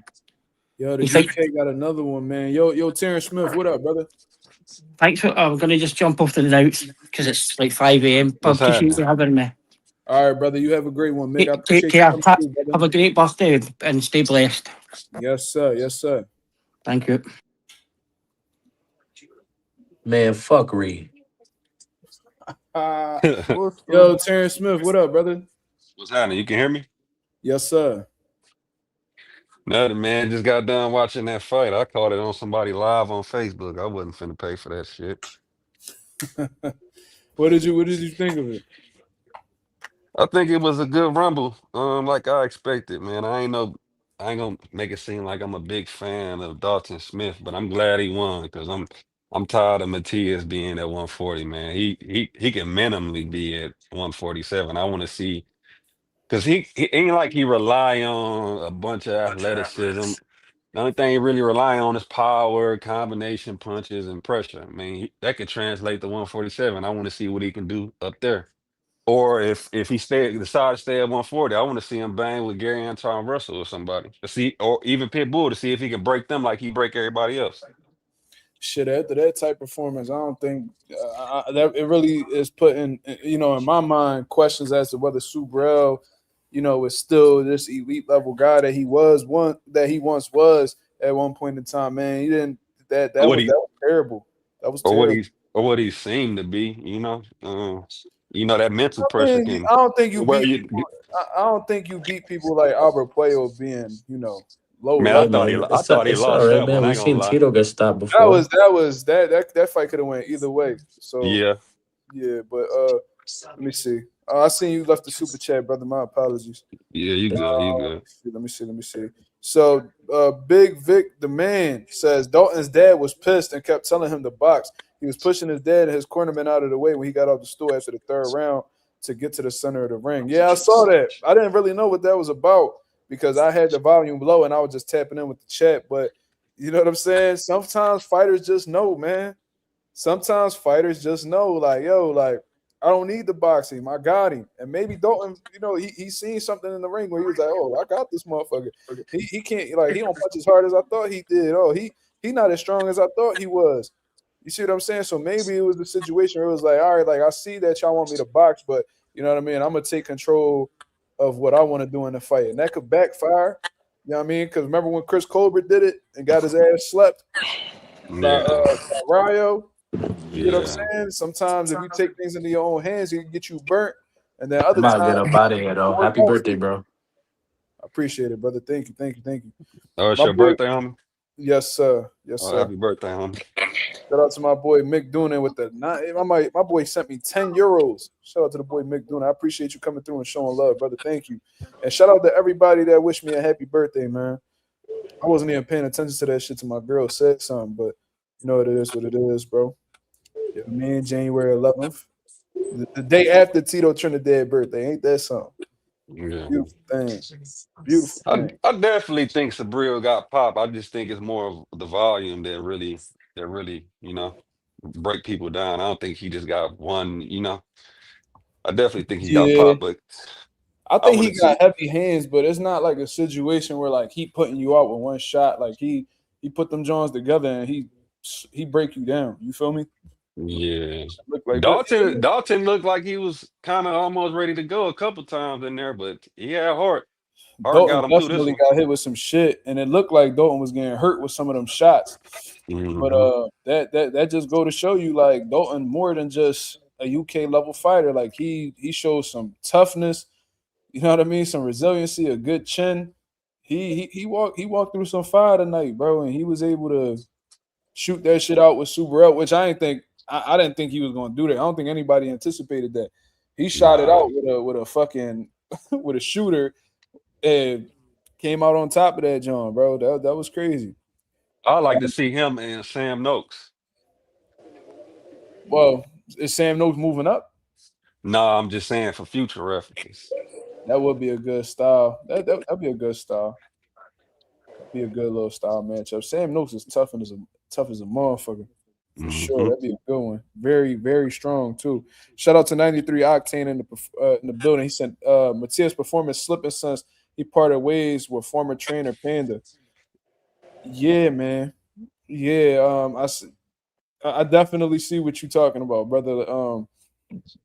But from what I heard, Subriel really didn't want to train in Mexico anymore and shit like that. So I guess he just went more towards something that made him feel more comfortable. But you know what I'm saying? Look what comfort is getting you. You know what I'm saying? And look at what comfort is getting Subriel lost me with the little clout chasing shit he did with Devin when Devin was there. you. What he do? The whole chicken shit, and then after he got to talking that shit, Bill approached his team. He got to contacting people. Then he ended up getting on a live, I think on damn, what's that called with Ness and them. He ended up getting on a boxing voice with Panda at the time. He was still Matias coach, and Panda's tone, he ain't sound too confident, ain't making excuses why they can't make it. And Sabril, I forgot exactly what it was. The tone was just different when Bill was like, "All right, let's get it." But when did Matias? I don't remember Matias ever turning that down though. Yeah, I didn't. Man, I'm a find it, bro. It's just the tone of when Bill approached him. It's like they didn't seem like they was ready to go, but it seemed like Matias was calling them out and calling them chickens, and then Bill pulled up like Bill pull up, and then it's like the tone just changed. Like They speak I'm English. I'm gonna find it, bro. I'm gonna find it. I'm gonna find it. And I'm gonna send it to you, You Mizzou, sure they like on RG. understand English? Panda speaks English. Oh, Panda you good speak with it? English. Yeah, he speak English. Yeah, Subriel, he know a little bit of English too. He'll understand Bill if he talk to him. Yeah, but I'm Yeah. like to know even like a tone change. You know what I'm saying if they, because sometimes Hispanics they don't even speak with like a stern tone sometimes. Yeah, No, I Bella ain't it. Ain't, it I'm not. I don't mean the tone by getting loud and nothing. It's just the word, and when Bill like, "What's up?" he It's like talking they about they ain't just jump what on it like, "Well, shit, let's he's get it. saying Let's make it is happen." yeah, what he's saying is his energy switched up. That's what you're saying? Yeah, that's what it seemed like. It seemed like they ain't want it the way Sabril was talking. When Bill like, "Shit, we can get it then. I ain't scared of you." Well, Dev ain't scared of you. Shit. After that, I'm like, man, this dude probably clout chasing, bro. Bella Faith came through and said that shot that dropped Subriel had his equilibrium in hell. Yeah, it definitely was. He got hit. He got hit like right above the ear. You feel what I'm saying? And when you get hit there, bro, that shit could have your legs gone off one shot. Them type shots, when you place them shots there, that shit could do a lot of damage, man. And like I said, Subriel had gotten rocked prior to the knockdown. You see what I'm saying? Dalton Smith throw a 1-2. Subriel just stayed right there. So he throw another one too, and that shit hurts him. Then with Subriel, instead of trying to get hold him or whatever the case is to try to weather the storm, he sits there and shoots a jab at motherfucking Dalton Smith. He slip over to his right, come back with an overhand, catching right on the side of his head. And then he laid out like he about to do some snow angels or some shit. You feel what I'm saying? So that shit that was bad, bro. That was bad. I don't know if Subriel bounces back from this. I ain't even gonna lie to you. Because it's not like we gonna see Subriel come back and be some type of defensive specialist or anything like that. He is who he is. You know what I'm saying? And that type of style that he got, you know, you're gonna break down relatively quickly in your career. You're gonna develop wear and tear very fast. And Yeah. you already know what Floyd done told y'all. You know what I'm saying? The less you get hit, the longer you last. So the opposite is also true. The more you get hit, the shorter you'll last in the sport of boxing. You feel what I'm saying? So I don't know, man. You know, Subriel, he had a lot of entertaining fights, a lot of exciting fights, but he also took a lot of punches. Yeah. So it might And be a another thing is you don't even know who's gonna give him a shot. huh? I said another thing is you don't even know who's gonna give Matias a shot. Yeah, that's another thing. So I think the only way Subriel could really get another shot is if he becomes somebody's mandatory again. Like that's just the only way I could see that happening. And he got some money behind them. Fresh productions and they come from the music industry, so they got a couple dollars. So they probably just I going think if he continues to box. I mean, I'm not saying Subriel retired, but if he comes back anytime soon, they probably match him up with some Mexicans, beat up on them, whatever the case is, get a solid ranking, and get some fights from there. But that's the only thing I could really see him doing to get back in title contention. I think he can, especially after people seeing him getting dropped for the first time. I think people see like, okay, it's possible. I think he been relying on that pressure and just absorbing shots for so long. He just thought could nobody drop his ass. So I think he could. I wonder if him getting dropped for that time gonna change his mentality and make him tone down that pressure a little bit and not take so many shots, knowing he got dropped by a puncher like Dalton Smith, and damn well is punchers at 140 that punch harder than him. Mm. What it also looked like to me too is that weight cut kicking his ass, bro. Yeah, it's time for his ass to move up, man. Yeah, He like too big for 140, bro. What he about 30 now? Like he 33. Damn. So yeah, so that you gotta take that into consideration because in the Albert Puello fight, he looked like dog shit in terms of like how the way he looked at the weigh-in. Yeah, he sure did. He got out the car limping, face all sunken in. And I'm like, what the fuck happened? But Matias, he put on a great performance. I mean, it was a great fight. But then you go into this fight with Dalton Smith, and you look. It's the week of the fight. It's not even. It's not Thursday. It's not Friday. It's not Saturday. The day of the fight. It's literally like Monday, and you look all sunken in already. It's like, damn, like how much did you have to go through to get even close to weight? Because Monday you're not even supposed to be on weight. You're supposed to be like probably like 4 pounds away, 5 pounds away. You know what I mean? You could just drain that water out your system, weigh in, and then put it back. And it's like, damn, like Subriel already looked like the weight cut killing him. He probably was about 147 when he looked all sunken in like that. So it's like, God damn, bro, like you look bad. You see what I'm saying? So I ain't realized Dalton Smith was that tall. I thought he was a lot shorter. no, he young as shit too. He I young. wonder if Hitchens will fight him. Hitchens will fight him. You know why Hitchens will fight him? Because Dalton ain't no real pressure fighter. You know what I mean? He a boxer. You feel what I mean? He like to counter. You know what I mean? He like to use his skills. That's like Dalton Smith's base. Now we found out that he got some other qualities. He got some grit. You know what I mean? He a dog. He got a good chin. You know what I mean? Like we seen those other things in this fight, but who Dalton Smith is primarily, he's an outboxer. And Hitchens gonna take that style all day over a pressure fighter. You see what I mean? We seen Dude, him. that Mexican boy gave him trouble. Hell. Yeah. The one that Keyshawn stopped. Yeah, Lamos. Yeah. But that's the thing, though. Speaking of Hitchens and what's going on at 140, Duarte, oh my God. We're talking about Duarte. He getting everybody leftovers. But then Duarte might be a tough fight for Hitchens, though. Yeah, ain't Duarte just win? Like he beat who? Kenneth Sims? He beat Kenneth Sims, but it could really go either way. It could really go either way because when I see Kenneth Sims boxing Duarte, he had some success. The problem was Kenneth Sims stood on the ropes too long. It was allowing Duarte to, punch on him while he was sitting on the ropes. So, listen, and I always said this about Hitchens, right? Hitchens, good boxer, you know what I mean? Got the fundamentals down pat, got one of the best jabs in boxing, in my opinion. Even though I really don't like Hitchens. I really don't like world-class jab, good 1-2. You see what I'm saying? Like he got some good qualities, decent speed. Loudest duck in boxing. The loudest duck in boxing. Yeah, he definitely turkey. That's for sure. But what I'm saying is, he boxes well. But if you're able to get past that jab or you're able to neutralize that jab, I think you got half the fight done.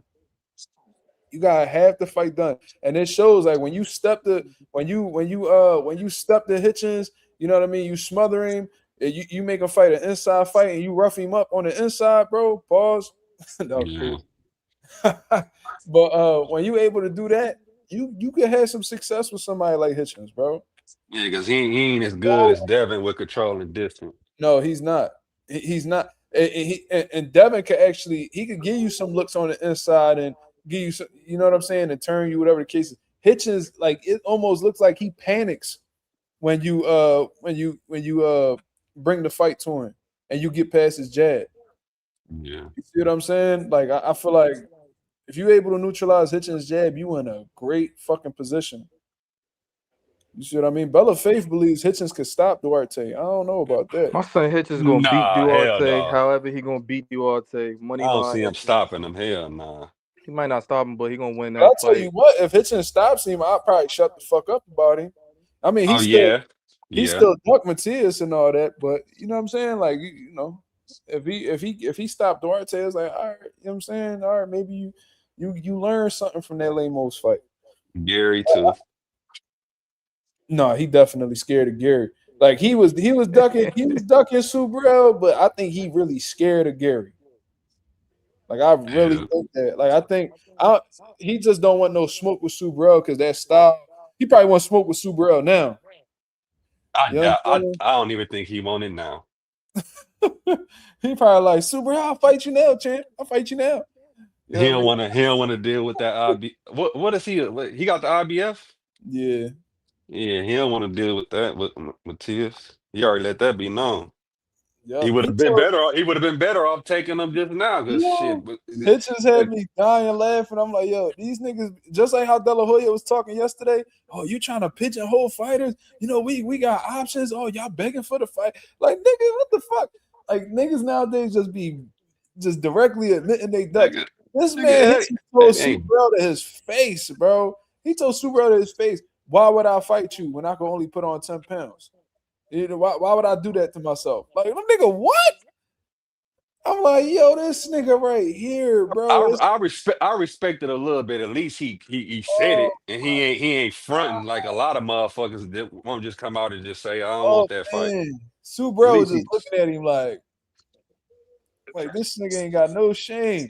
And you know, I mean, If you admit you ducking, I respect that in a sense. If you can at least admit it, but you out here acting like you with it and you a dog and you a killer. yo, that's like the equivalent of calling yourself a bitch, though. That's how I look at it. It's like, oh, yeah, I'm pussy, so what? It's like, well, nigga, you in boxing. That's the problem. What the fuck you mean? You look what around, what like, you look what around that says to me.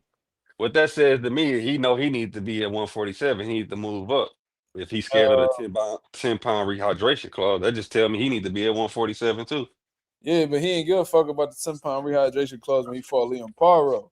Oh nah, hell nah. That's the problem. You feel what I'm saying? Like he was like, oh no, he literally was on my boy Jamil YSM. He was on his platform talking about, yeah, man, like I know I'm ranked #1 in the IBF, but you know what I mean, I'm not a fan of that rehydration clause. You know what I'm saying? So you know what I mean, I don't really want to deal with the IBF. You know, that's not the route I really want to go. That's when Subriel was champion.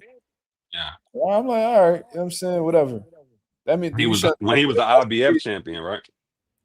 when Subriel was the IBF champion, correct? Yeah. After he beat the boy Hermaya's Ponce, you know what I mean? He stopped him, whatever the case is. He had the IBF. So they like, yo, what's up? Like, you #1, you trying to fight Subriel? Nah, I don't want. Basically, to sum it up, nah, yeah, I mean, I don't really feel that rehydration clause they got. You know what I'm saying? I'm like, damn, you the #1 contender though. Like you acting like you really got say so. Like, bro, you better go ahead and try to get your first world title. So this dude, Matias, lay an egg in Puerto Rico, Leon Paro beating, whatever the case is. Now this motherfucker got his hand up like, oh, I'll fight for the IBF, or I'll fight for the IBF. It's like, bro, y'all niggas, bro. He know Matias a different beast. He don't want to deal with that shit. He want to It's be like, at his strongest. now imagine this. Now imagine that same type of pressure, that same volume, but with athleticism, crazy hand speed. Like Osteron. That's Gary Antoine. Yeah. He bring that same value, that same intensity. He give you that Subriel look, but with intelligence and crazy hand speed. And then that little nigga don't get tired. I watched him beat the dog shit out Rayo, bro. And he was, Ain't gonna have 12 rounds up straight. like 11-0. This nigga was up like 11-0. This nigga went in the 12th round, was still bombing on him like it was the first round. I'm like, yo, this nigga right here, bro, he like overly prepared. I see why Hitchens don't want that. Nah, I keep it gangster. That I don't think Hitchens don't want that. I'm gonna be honest. He don't. He don't. He All don't want Hitchens that. known for doing is losing the niggas in the amateurs. That's all he known for. All right, relax. Relax. All right, bro. Nigga, you Name saying one wow. nigga he beat in the amateurs, bro. First of all, name all the fighters that he fought in the amateurs, and then tell me which ones he beat. Then he beat my son. Ain't he beat? Ain't he get a win on Boots? They like split, right? Fuck no. He I never thought they beat In like the two. I Boots. thought it was like amateurs. 1-1. He never beat Boots. Never. I thought you was talking about Never. Gary. Gary Boots did. only lost to one nigga in the amateurs. That's what's Gary. crazy. He only lost to Gary, but Boots beat Gary too. They went back and forth. Boots never lost to Hitchens. You crazy? He just beat some. He beat somebody. He beat Boost of somebody. smoke. Boost of smoke. Gary now. I would love to see that. Ooh-wee. I think He'll Boots too smoke big him. now. Yeah, he too big for Yes. him now. I heard Gary Antoine talking about going to 35. I'm like, oh yeah, you small. What? Bro, I swear to God, he brought that up before. Somebody in the comments let me know. He spoke about fighting at 35 before. That lets you know them Russell brothers not big, bro. I met Mr. Gary Russell in Bethlehem back in like 2018, 2019 at the Sands Casino. And I seen Gary Russell. I'm like, yo, this nigga is small as shit. Like, what the fuck? Like, they just small. They smaller guys, and they live a lifestyle. So you already know they ain't blowing up in weight. They stay in the But that gym. nigga Antoine, his face is big though. Like I could tell after fights. See, look, my boy ETC. Look, he back in my play. He said Gary said he could make 135 years ago. He been said that. Facts. So you know what I'm Yeah, I saying? don't know. Boost only got bigger, bro. Like Boost actually grown. That nigga Gary ain't never grow. I don't think they'll ever fight each other, to be real. Yeah, that fight probably never gonna happen. Nah, it ain't. We'll see Haney Boost Antoine before we might stop see. at. I mean, Antoine might go to 50 foot, but by the time he go, Boost probably gonna Hell be at no. 60. I don't see If that. I'm saying if he do go, Boost probably be at 60, 68 at that time. He said, ain't Gary Antoine Russell like 5'10", 5'11"? I don't think so. No, I think his face be blowing up though. That's why I think he be like walking around some shit. How tall is Mr. How tall is he really 5'10"? Yeah, that nigga Really? 5'10". It says 5'10" on Google. Oh, he ain't What? that small. That's why I'm like, I don't think he. You know what I'm saying? Well, weight wise, he must be small. If he talking about he can make 35. He said that recently or years ago. I heard him say that recently though. He been saying it for years. I think he'll Why would he regret want to go that. there? I thought he chasing. No. He said that he can make it. I don't mean he's going to go, but he said he can make it. You feel what I'm saying? But I highly doubt that. His older brother at 35 right now, trying to get some smoke. I know he's smaller than Gary, Oh yeah, Antoine. Antoine is bigger than Mr. Gary Russell for sure. But goddamn, I didn't know he was 5'10". That's interesting. It's interesting. I didn't think he was that tall at all. Cause I seen like a picture with him and Tiafimo, and them niggas look like they was the same height. And Tio small.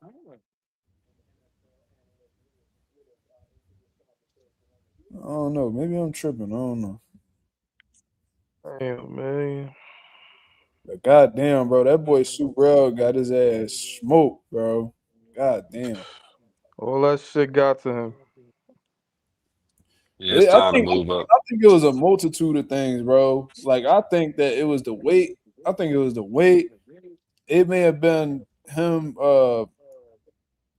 fucked up psychologically from that whole PED shit. Maybe the controversy got in his head. Might have been some underestimating from bro. Like I would never forget that, bro. Like taking selfies on the way to the ring. I will not forget that. You know what I'm I saying? think he just got caught with some shit that he wasn't expecting. He got put down. Bro, he was looking dead at Dalton, though. That was the funny part. Like he straight up looked at Dalton. Dalton hit him with a 1-2. Boom, boom. Stood right there. Ain't even move. Dalton hit him with another 1-2. Boom, boom. Now he hurt. So you see the punches coming and you not responding, which could be a sign of being weight drained. You feel me? But Sue Bro always getting hit. So it's like His superpowers finally backfired on him. Shit, 'cause that's one of his superpowers, being able to absorb them punches like that. Subriel Matias versus Lewis Crocker. Oh, bro, I want to see if Matias still got something left, bro. That's what I want to see. You know what I mean? I want to see if he still got something left. I don't even want to see this motherfucker fight anybody of quality until I see how he look. You feel what I'm saying? If this shit like if he cooked, he done. You Damn, know you his thought he looked that bad? bro. That shit did not look like Subriel, bro. That shit did not look like him at all. That ain't the Subriel I seen. Like I they mean, like it didn't get that far. You know, he really turned up once yeah, but he wear a motherfucker down. like I seen if you go watch Subriel like when you know RIP Dadashev and all that, like he would get hit, but like he still would have some type of defensive awareness where he'll catch right here, come right here, catch on the high guard a lot. You know what I'm saying? Like he seemed more energetic. His punch resistance didn't really look like it was there how it usually has been. So that's I don't know. It was really the punch resistance and like Let me look oh, up Dalton Smith's knockout record. I don't even know it. they was all saying Dalton Smith a pillow puncher, but I was watching him and I'm like, no, he got I some mean, sneaky. he got 13 KOs out of 18 fights. Shit. No, That's that's yeah, a that's a good good knockout. puncher. Yeah. But then a lot of people was questioning his punching power because look at who he knocked out. So they like, oh, that don't mean you're gonna knock out anybody elite. But it's like I seen the Cepeda fight, and that was all I really needed to see for real. I'm like, all right, he got some sneaky power, like you know, Subriel got to be on point type shit. But damn, bro, Subriel need to stop fighting white boys. He need to Yeah, stop I was fighting. gonna say the same shit. He need to stop fighting white boys, and he need to stop fighting them off in places that got Puerto Ricans in them. If the place got a lot of Puerto Ricans, leave that shit alone. You know what I'm saying? Don't fight in Florida no more. Don't fight in don't ever fight in Philly. Don't fight in New York. Don't fucking fight in Puerto Rico no more, bro. If you're gonna be fighting somewhere, stay your ass in Vegas, Cali. You know what I mean, be somewhere where the Ricans not. Go fight in Idaho or something, nigga. Stay the Puerto Ricans. Every time you supposed to show out, you lay an egg, bro. So Oh, god, Dalton Smith and Frank Martin. woo wee. That's a good. Another person Hitchens just ducked again. How the hell Hitchens ducked Martin? They were supposed to be in negotiations. He's supposed to fight Frank Martin. I seen Frank Martin had commented on a post on Twitter once they under a ring post that when they announced they in negotiations, he was shaking my fucking head. That's what was coming out first. Frank Martin and Richard Hitchens, I think. I seen Hitchens hit up like, yo, Frank, hit your peoples, get in touch with my peoples. And then like I seen like literally like a couple days later, Duarte and Hitchens about to lock in. But Hitchens Yeah. was supposed to fight Ortiz. Like Martin was really part of the plan, so I don't see how you could duck him. I think they kicked Hitchens up off that motherfucking card. That's what I think happened. Because how the fuck that shit was so confusing to me. Because how the Yeah, fuck like how Keyshawn steal that fight from you? Hitchens was literally in Philly. Like I'm getting like texts like, yo, this nigga Hitchens down here. I'm like, for what? No, you know, he down Boost Gym sparring. And I'm not gonna say who he sparred, but he sparred some solid niggas. I'm like, all right. I mean, that's what's up. That and it's tough work. Like the people that they mentioned, I'm like, yo, that's tough work. So if he sparring them niggas, I mean, he got a fight coming up. And you're not just going to travel to Philly just to, you know, BS. You know what I'm saying? Like it's because you got some shit in the works and you trying to sharpen up. So I'm like, all right, you know what I'm saying? He got a fight lined up. So in his head, he fighting Jermaine. But Jermaine, like, nah, they talking about Hitchens done pulled out all this shit. And so they not fighting or whatever the case is. Now, Hitchens like, yo, man, this shit out of my control. I don't know what's going on. Boom, Hitchens not fighting on the card no more, but Jermaine's still on. So I'm like, what the Yo, fuck? you think Keyshawn team outbidded Hitchens? Because you Man, I remember. think I don't not outbid it because I highly doubt Keyshawn paid for a spot on the card. The reality is that's a ring card, right? That card is by Ring Magazine. Keyshawn is a ring ambassador, right? Hitchens isn't. For some reason, Turkey don't like Hitchens, or he just don't want to work with him. I don't know what it is, but he hasn't really been too, you know, vocal about wanting Hitchens to fight on his cards or whatever the case is. So, I think it was just a situation where it was like, all right, we got Hitchens, but you know what I mean? We're not really obligated to do shit for Hitchens, but we obligated to do something for Keyshawn because he's an ambassador for us. So, you know what I mean? I just think Keyshawn took priority. That's what I think happened. Mm. So it's like Okay, he's supposed to be on the Ryan Garcia and Mario Barrios undercard. I was hearing that they were saying he was supposed to be. I had somebody close to me tell me that Hitchens supposed to fight on that Sugar Nunez and Emmanuel Navarrete undercard, and they talking about there was like it's a possibility he might fight Lindolfo Delgado. You know what I'm saying? So that's what I was hearing, and Lindolfo Delgado like the number one guy in the IBF, so it's just been him facing his number one contender. But then now I'm hearing this nigga gonna fight on what I'm saying, Barrios and Ryan undercard. That's in February, Yeah, right? That's yeah, February 21st. yeah. So I don't know. It just seemed like they working towards something, but they ain't got nothing solidified yet. It seemed like Duarte can be a dangerous fight though. yeah, I'm telling you. He's strong, He's nice high strong. guard. Yeah, He kind of looks suspicious. I ain't gonna say nothing, but that motherfucker Duarte be looking like a superhero sometimes, bro. Like what the fuck? Like, this boy be chiseled, like fucking buff as fuck. Like god damn, and like he be having all that muscle and he don't be getting tired. Like, how the fuck that shit work, bro? But I don't know. We'll see. I ain't gonna accuse nobody of nothing, but that motherfucker strong. He punch hard. If he able to get on that, if he's successfully able to get on that the inside with Hitchens in trouble. Because Hitchens ain't got no hmm inside game, not for no Duarte. yeah. He good at the body too. Hell yeah. He ripped that motherfucker for sure. So you gonna take Duarte? Nah, but it's possible. I don't believe in Duarte that much, you know what I'm saying? But I said if he's able to get past the jab, because Hitchens might just that shit might just be a laser and just be picking off Duarte all night. You feel me? But yeah, I don't believe in Duarte that much, bro. The nigga lost to Ryan. So it's like you lose to Ryan, like you oh no, like Ryan ain't beat nobody, but he beat you. You probably the best nigga on Ryan resume in Yeah, terms that's of probably Ryan's best win for real. that ass. That ass. Shit. ETC said now that Dalton is champ, we might see him versus Pitbull. Pitbull has the interim. Turkey love Pitbull. Does he really? And Dalton the matchroom bull. Eddie might try to make that. Just my thoughts. I mean, if I'm Eddie, I'm definitely making that fight. I'm definitely making that fight because that's easy money.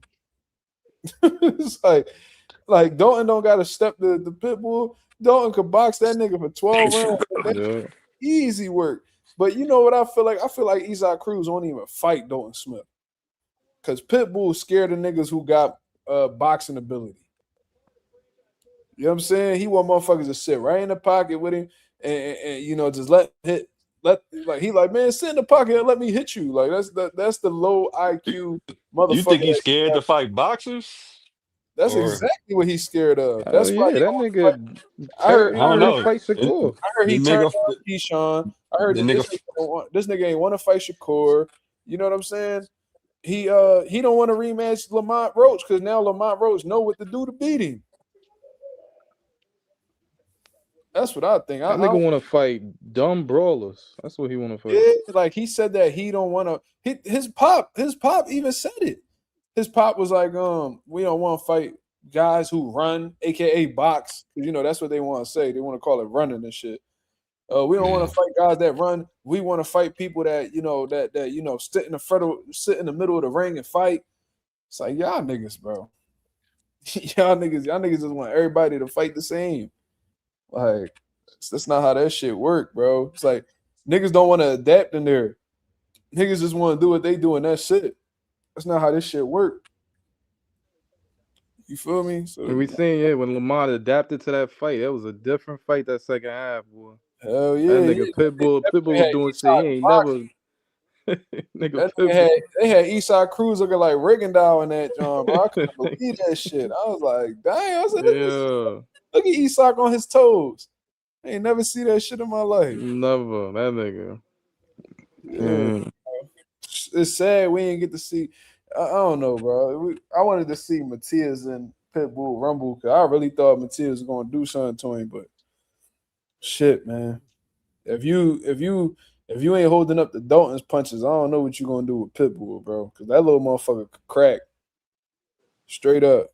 Yeah. And he tight with that guard too. It's hard to get around Yeah. that motherfucker. So Tank couldn't land that money punch on Pitbull. Not at all. He was trying to knock Pitbull out and he couldn't. Pitbull was blocking all that shit. you gotta do some boot shit to Pitbull. You gotta hit his ass to the body and uppercut his ass. Yeah, you gotta break. You gotta be willing to take them chances. I want to see what happens if somebody hit Pitbull to the body. I want to see. I really want to see that. Like really, really, like a real body snatcher, just fry him to the body, bro. I want to see how he hold up because I don't think Pitbull. I think Pitbull. He gotta have a chink somewhere in his armor, bro. Like if it ain't his chin, it gotta be his body. Mhm. Yeah. Sure. I mean, how many times that motherfucker actually been hit solid on the chin? Should he keep that motherfucker tucked real Nah, good? he was hit. I ain't gonna lie, he was hit with Ryo. No, Ryo Couple lifted him times. up out his sneaks with that uppercut. Yeah. Yeah, but he took that. And Fierro, I think Fierro rocked this shit too. I ain't But gonna lie, Lamar hit him with some shit too. yeah, Lamar was hitting him. Yo, what's up with this nigga? Who is this nigga? Why is you writing like that, nigga? Nigga said, why is that? Yeah, nigga super weird, bro. Yeah, I ain't gonna lie, that shit. Damn, that nigga.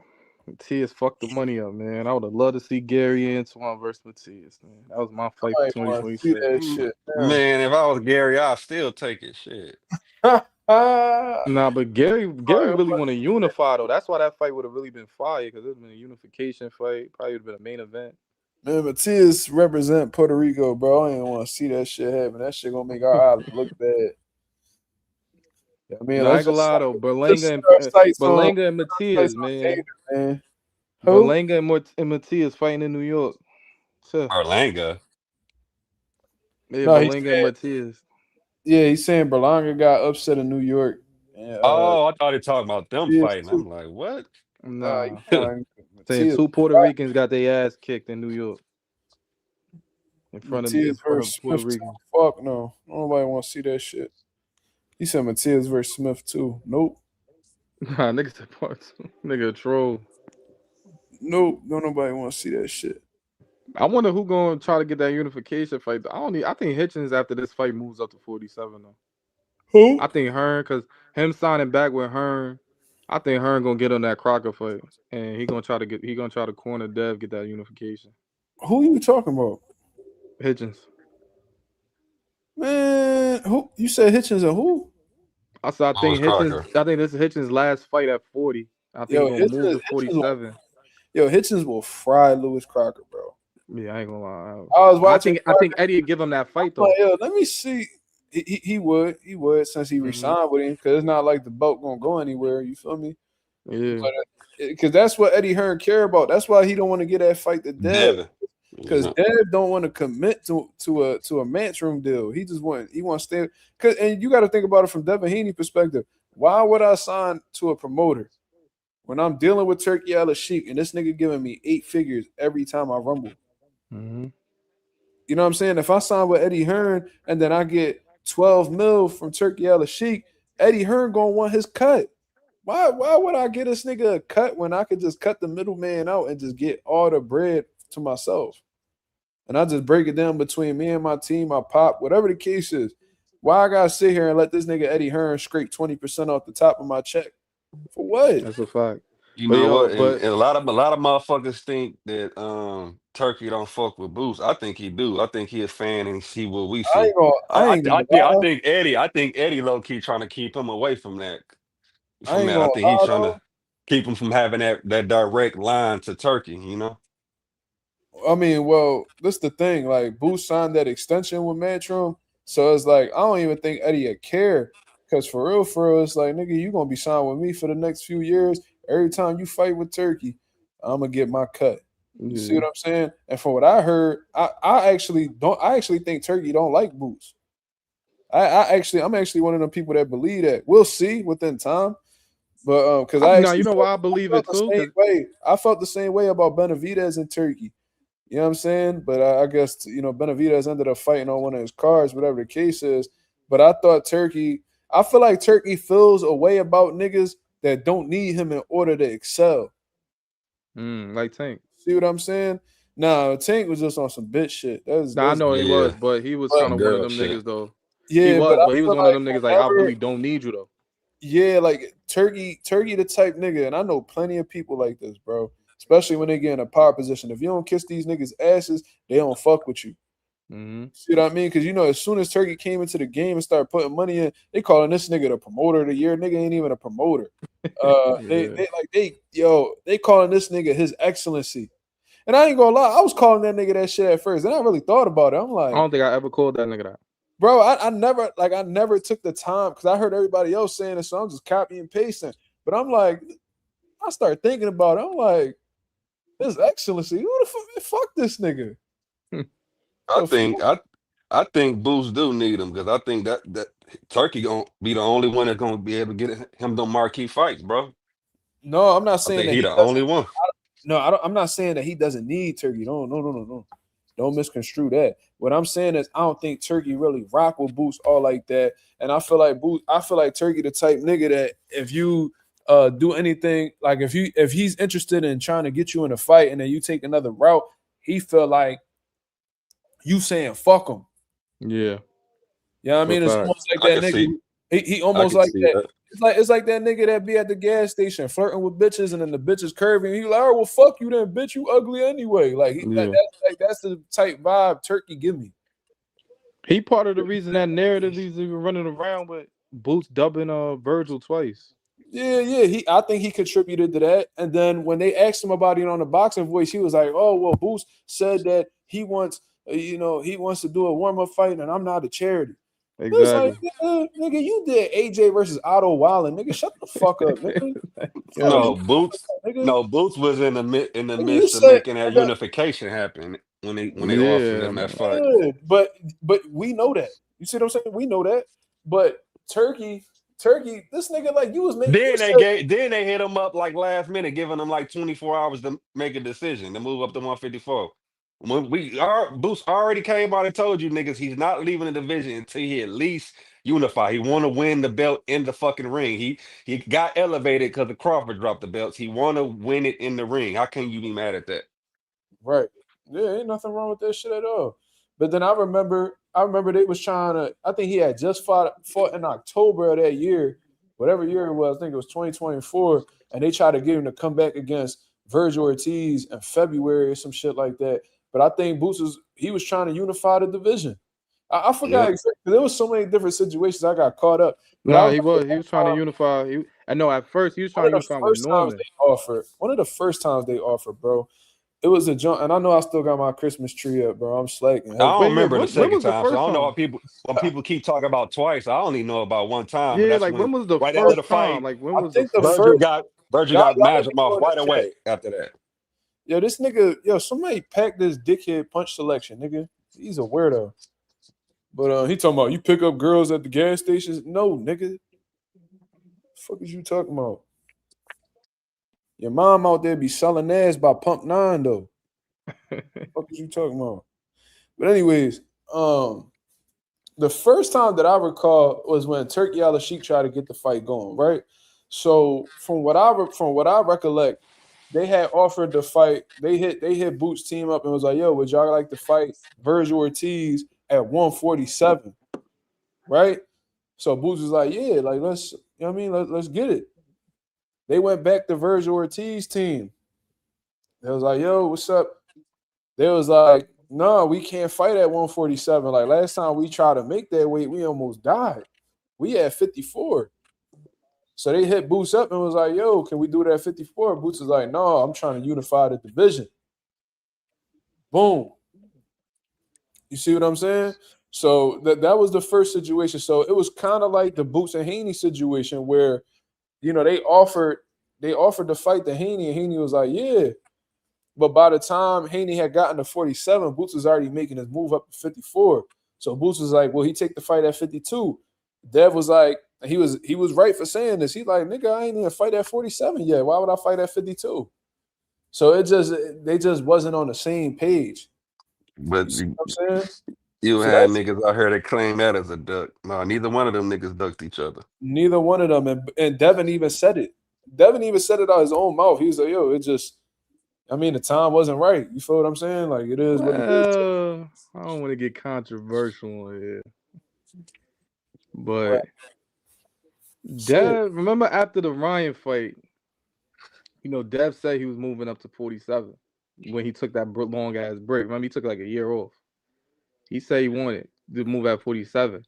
He never publicly came out because remember at this time when he said that Boots was champion and then Boots Unified became the Ring magazine or like he's the big dog at 47. He never really like said anything. You know what I'm saying? It wasn't until really Boots had his last fight, couldn't get the Norman fight, couldn't get Barrios. He's like, all right, I'm done.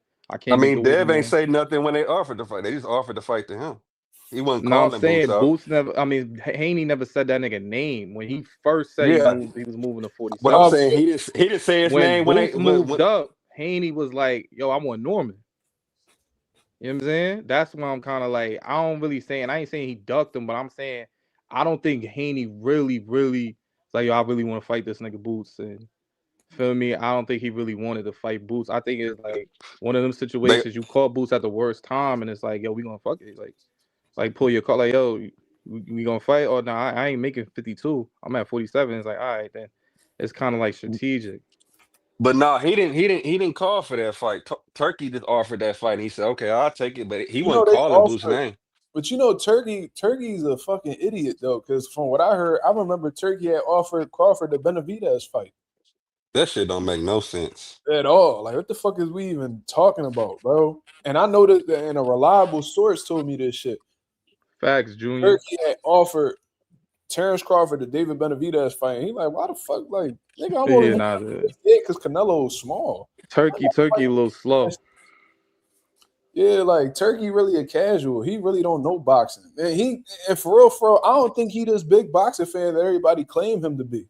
You feel what I'm saying? Like, I really don't believe that. I think that he understands that boxing was able to be very easily, really easy to get into. He's seen that boxing had a fucking problem. You know what I'm saying? And he was like, oh, well, it's a money problem? All y'all niggas need is money? Well, I got a whole lot of it. You want this much money for this? All right, we gonna give you this. All right, this how much you want? All right, we gonna give you this. You feel what I'm saying? Whole time, his whole agenda is to make Riyadh the entertainment, capital of the world. Yeah, So and that's why I think how we gonna make Riyadh the capital, the capital of entertainment in the world? By getting all these big time events over here, so these motherfuckers ain't got no other choice to come over here and see it. And that's why I think he ain't stepping in to try to invest in the Virgil Ortiz and Boots fight, because I think he wanted in Riyadh. And the people wanted an American fight in Vegas. That's a possibility. That's definitely a possibility. Yeah, I saw. What up, ETC? What up? What's going on, fellas? How you feeling? Talk Chilling. How you feeling? Sure, I can't call it, brother. I'm chilling. How you? Same old shit, brother. You know what I mean? We got past the whole Subriel shit. That boy got ice, but how you felt? Shit, I ain't gonna lie. I've been telling people I felt like Dalton Smith was gonna beat Matias since Turkey had him hop in the ring after the Puyo fight. Okay, what made you believe that? You know what I'm saying, basically how Paro had dealt with Matias. I felt like he could replicate that. Now we all watched the fight earlier and we saw he didn't try to replicate that at all. He went toe to toe with him from the first bell. But based off Paro and me watching Dalton, I felt like Dalton had the superior footwork. I felt like he could punch with him if necessary. I didn't want him to trade with him, but that shit ended up working out in his favor. You know what I'm saying? I watched a lot of Dalton. I think I seen probably like 5-6 of his fights, and I just felt like he could get the ups on him that night. I just happened to be right. I ain't think it would go like it went tonight. You know what I'm saying? I thought it would go to the cards, but I don't think anybody anticipated that shit to be real, bro. Not like that. You feel what I'm saying? Especially not to the cards. That I definitely expect to go to the motherfucker cards. treated Subriel like he was. Like sweet, bro. That shit was bad, bro. I can't believe what the fuck I just watched. I know my pop's sick right now because he fuck with Subriel, bro. And he in Puerto Yeah. and my pop in Puerto Rico right now. I know that nigga Damn. sick. I know the whole island talking about that shit. Right. I said over in the UK, I know they blasting Sweet Caroline like a motherfucker. Oh yeah.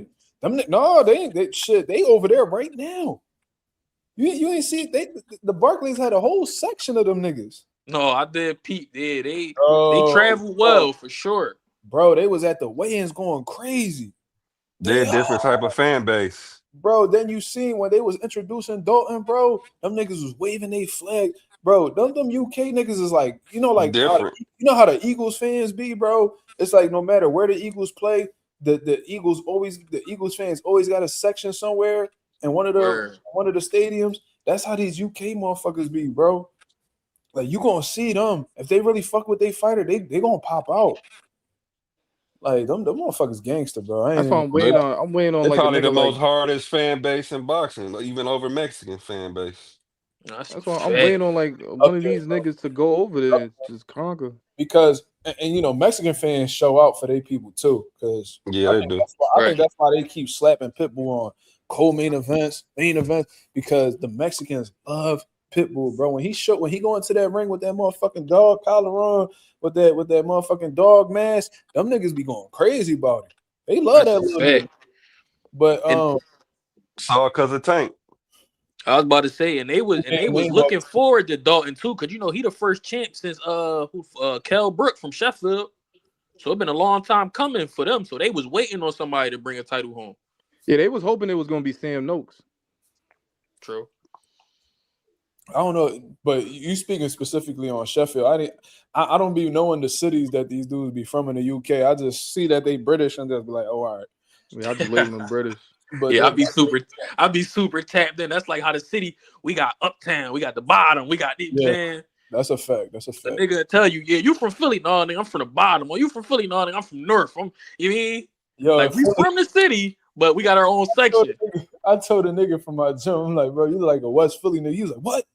He's like, yo, stop fucking playing with me, yo. I'm always cracking the fuck up, bro. Every time I see him, I'm like, yo, what up, West Philly? He be like, man, fuck you, nigga. Fuck out of here, bro. Stop talking crazy. I'm like, yo, what's up? Like, what's wrong with West Philly? Like, no, nigga, I ain't one of them. I'm like, damn. I'm like, yo, North niggas really don't like West niggas. That shit. Yeah, it get like that, Mark. Yo, I think it's really North Philly against everybody though, because don't nobody like North niggas except North niggas.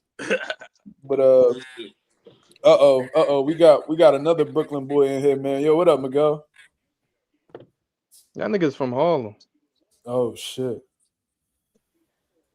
Yo, you probably on mute or something, brother. You gotta speak. I'm gonna give you 10 seconds, bro.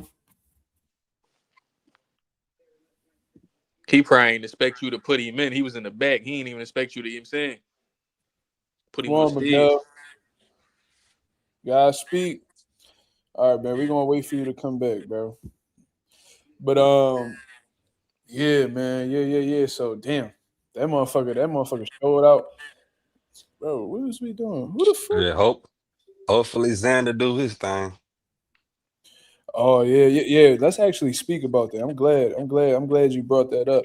So speaking of Puerto Ricans, bro, Joe, we got another Puerto Rican fighting in Puerto Rico against a motherfucker who not a joke, bro. That motherfucker Bass Barau could rumble. He bring the intensity, he bring the pressure, he punch hard, he let his hands go. Xander, do y'all think that he got what it takes? Because when I was seeing a Bass Barau, I'm like, yeah, but Xander gonna have to fight a real disciplined fight. He gonna have to really box. He gonna have to constantly turn Barau. You know what I mean? He gonna have to be first. You know what I mean? Get them combinations, get up out of the way, and keep making Barau reset. I think it has to be that type of fight. I don't think Xander should really be sitting in the inside and just going band for band with this nigga.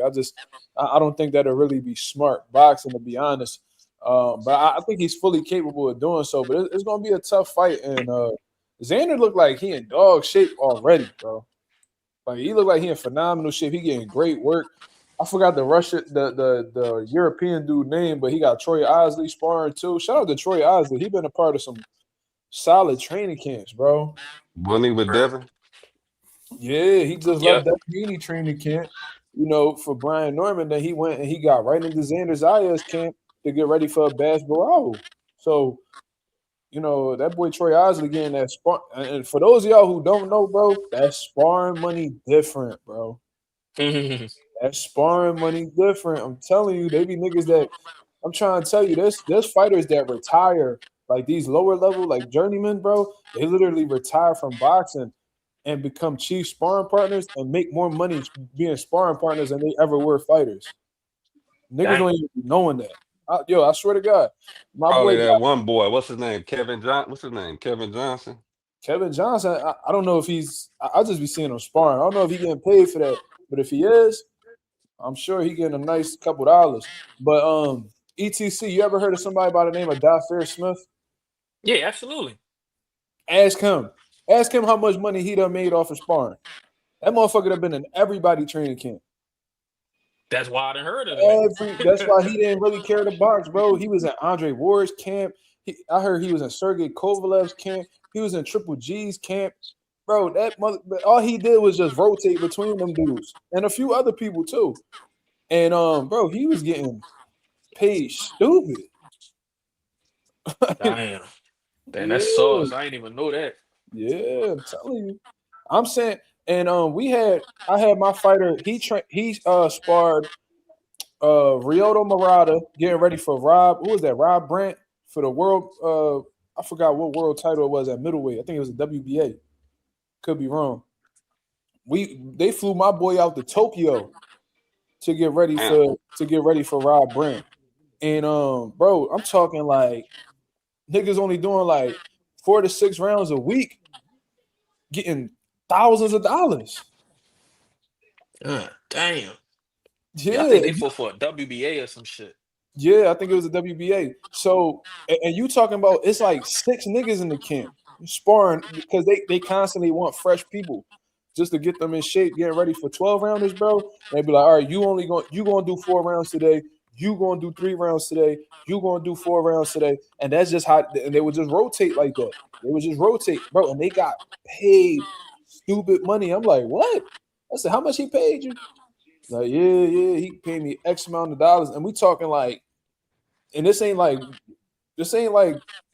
light money. Like niggas don't even make 9 to 5. You feel me? So it's like, I'm like, damn, bro, and you only spar 4 rounds this week? Yeah, bro, I just been training and sparring once a week, and I'm getting a couple thousand a week. I got my own. They paying for my hotel. They pay for my flight. They paying for my food. I'm like, damn, what the fuck? Like these niggas living like, yeah. And then my boy was a chief sparring partner for Vosdick when he fought Better Beef. You see what I'm saying? Yeah, that was out here. Damn. Yeah, that was in Philly. Vosdick was training. That was Leah Course. Yep, I was there. And Vosdick was training at Grays Ferry Gym with Teddy Atlas. God. Yeah, Teddy Atlas kicked me out the gym, motherfucker. That's why you don't fuck with him. That's why you don't fuck with him. Man, I told him, I was like, man, I told him to his face, fuck you, bro. Y'all, you can ask my fighter that shit, bro. Man, fuck you, man. Because we was giving him the recipe. We was giving my boy the recipe, and he was chopping up Vosdick, bro. Oh no, y'all can't be giving instructions. So what the fuck we here for? Right. The fuck? It was like one of them type situations. He was chopping up Vosdick, bro. He wanted some sparring partners he can get over on type shit. Yeah, like, oh, we want him to fight like Better Be. We're like, nigga, get the fuck out of here, bro. We working. He ain't like none of that. They kicked us right out there, John. That nigga, I was like, fuck it, bro. I thought about it. I'm like, and I done been kicked out a few times out of like corners and all types of shit, bro. So I was like, you know what, bro? Like, it's cool, bro. I'm gonna let you get your money and shit. So I stepped out, and then I just waited. I waited outside till he finished up the sparring, and he came out. He was like, "Yo, that shit crazy," and he got paid a lot for Vosdick too. So these sparring partners like, yo, no, he's a sparring partner. Guess what? Sparring partners be making more money than y'all niggas, especially at a world level. A lot of y'all niggas, these sparring partners make more than. Bro, they gotta stop disrespecting these fighters, bro. They be tripping. I tell you what, I even tell you this, and I've seen like commissions saying like they fighters purses and shit like that. Y'all be making fun of journeymen and shit. Them journeymen be getting paid more than the A side niggas most of the time. Y'all don't even be knowing that. Y'all think the A side because they the A side they getting paid more? No, these promoters be having to lose money. Yeah. A side Trying to niggas build these fighters, yeah. build him up to be world champion. There's a fighter right now that I know personally. He's ranked. Like he's a top fighter in boxing right now. The nigga and he only got about like 15 fights, 16 fights. He's like, yo, I'm 60 racks down. I heard the promoter say, bro, I'm like 60 racks down the drain right now. I'm just hoping this nigga win a world title so I can make my return on investment. You see what I'm saying? So, like, oh man, he's a journeyman. Oh, he's a journeyman. Yeah, the boy might be a journeyman, but this nigga got paid $20,000 for an 8-rounder. Where he talking about Gabe Rosado? No, I'm sure it ain't Gabe Rosado, bro. Gabe Rosado got more than 15. No, Gabe Rosado, that's like he one of the luckiest motherfuckers in boxing. Word. All the opportunities he done ran into, bro. Lucky and durable as fuck too, bro. Like, yeah, Gabe's is lucky. He fought everybody and their mom, and I know he got paid well. Right. Shout out Gabe. Mm-hmm. He done made it to movies, all type shit. Leo Sperino. Did G used to manage him or something like that? Or Who? train him or something? I think he was in his corner. Greg or something. Hackett. He was a trainer or something? He used to train Greg. I mean, he used to train Gabe. Yeah, I remember that. Yeah, I'll never forget when Greg and Gabe Rosado was about to fight Curtis Stevens and Shane Mosley at a press conference, bro. Oh my God, I was cracking the fuck up, bro. Sometimes I look back and still watch that shit just to laugh. I just seen it probably like last month. Yo, shit is hilarious, bro. I remember when Gabe Rosado was like, and after this, Shane, I'll fuck you up. And Shane was like, man, like you fight at 160 pounds, but it is what it is. I'll give you the extra weight. Gabe looked him up and down and was like, you big as shit, Shane. Fuck out of here. You big as shit, Shane. Bro, that shit had me super dead, bro. Gabe was just on one that whole time. Gabe told the one nigga, he said, this person between me and you, I'll knock you the fuck out right now. I was like, God damn, what the fuck going on over here? You got two niggas up there that's Philly to the core on the same team. Yeah, your boy Timothy Greg, Bradley. I witnessed it with my own eyes. When Greg get mad, bro, he get the yelling and all that. Shit be really about to go left, bro. I seen that shit on my own. I seen Greg snap a couple times. He probably don't even remember. But yeah, Greg used to snap all the time, bro. He actually chilled out a lot. That's that age and them kids, man. You know what I'm saying? He calmed down a little bit. Yeah, bro. Greg was like at every event, bro. They'd be like, damn, what the fuck Greg mad about now? It was one of them type Jones. But what you about to say? No, go ahead. No, I was about to say, how you feeling about that Cole and that Hart, man? You know, that's Philly versus Philly. We got Real versus G. That's gonna be big. Oh yeah, see, the people in the chat don't really know too much about that. I thought you was about to say that Khalil Cole's from Philly. I'm like, nah, no, of course he's not. from Newark, but from a trainer's aspect, it is Philly versus Philly. It's great boxing minds going up against each other, man. Greg is a knowledgeable dude, and I'm happy to see. And I was going to tell Greg when I see him, but I'll probably bring him up on the channel soon. He only a message away. But, same here. That's my nigga. Yeah, cool brother, man. Me and him had a back and forth back when I was a young boy. We actually had gotten into it. But when I did my interview with him, I apologized to him on air and shit. So we've been cool since then. Every time I see him, there's always love.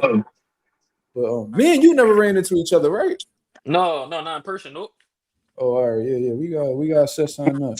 Absolutely. But anyways, with Greg, knowledgeable dude, man. I'm glad that he's getting like his attention on his social media platforms and stuff like that. But now this is Greg's opportunity to show not only is he a knowledgeable boxing mind, but he's actually a solid coach too. You Right. see what I mean? So this is a great platform for him.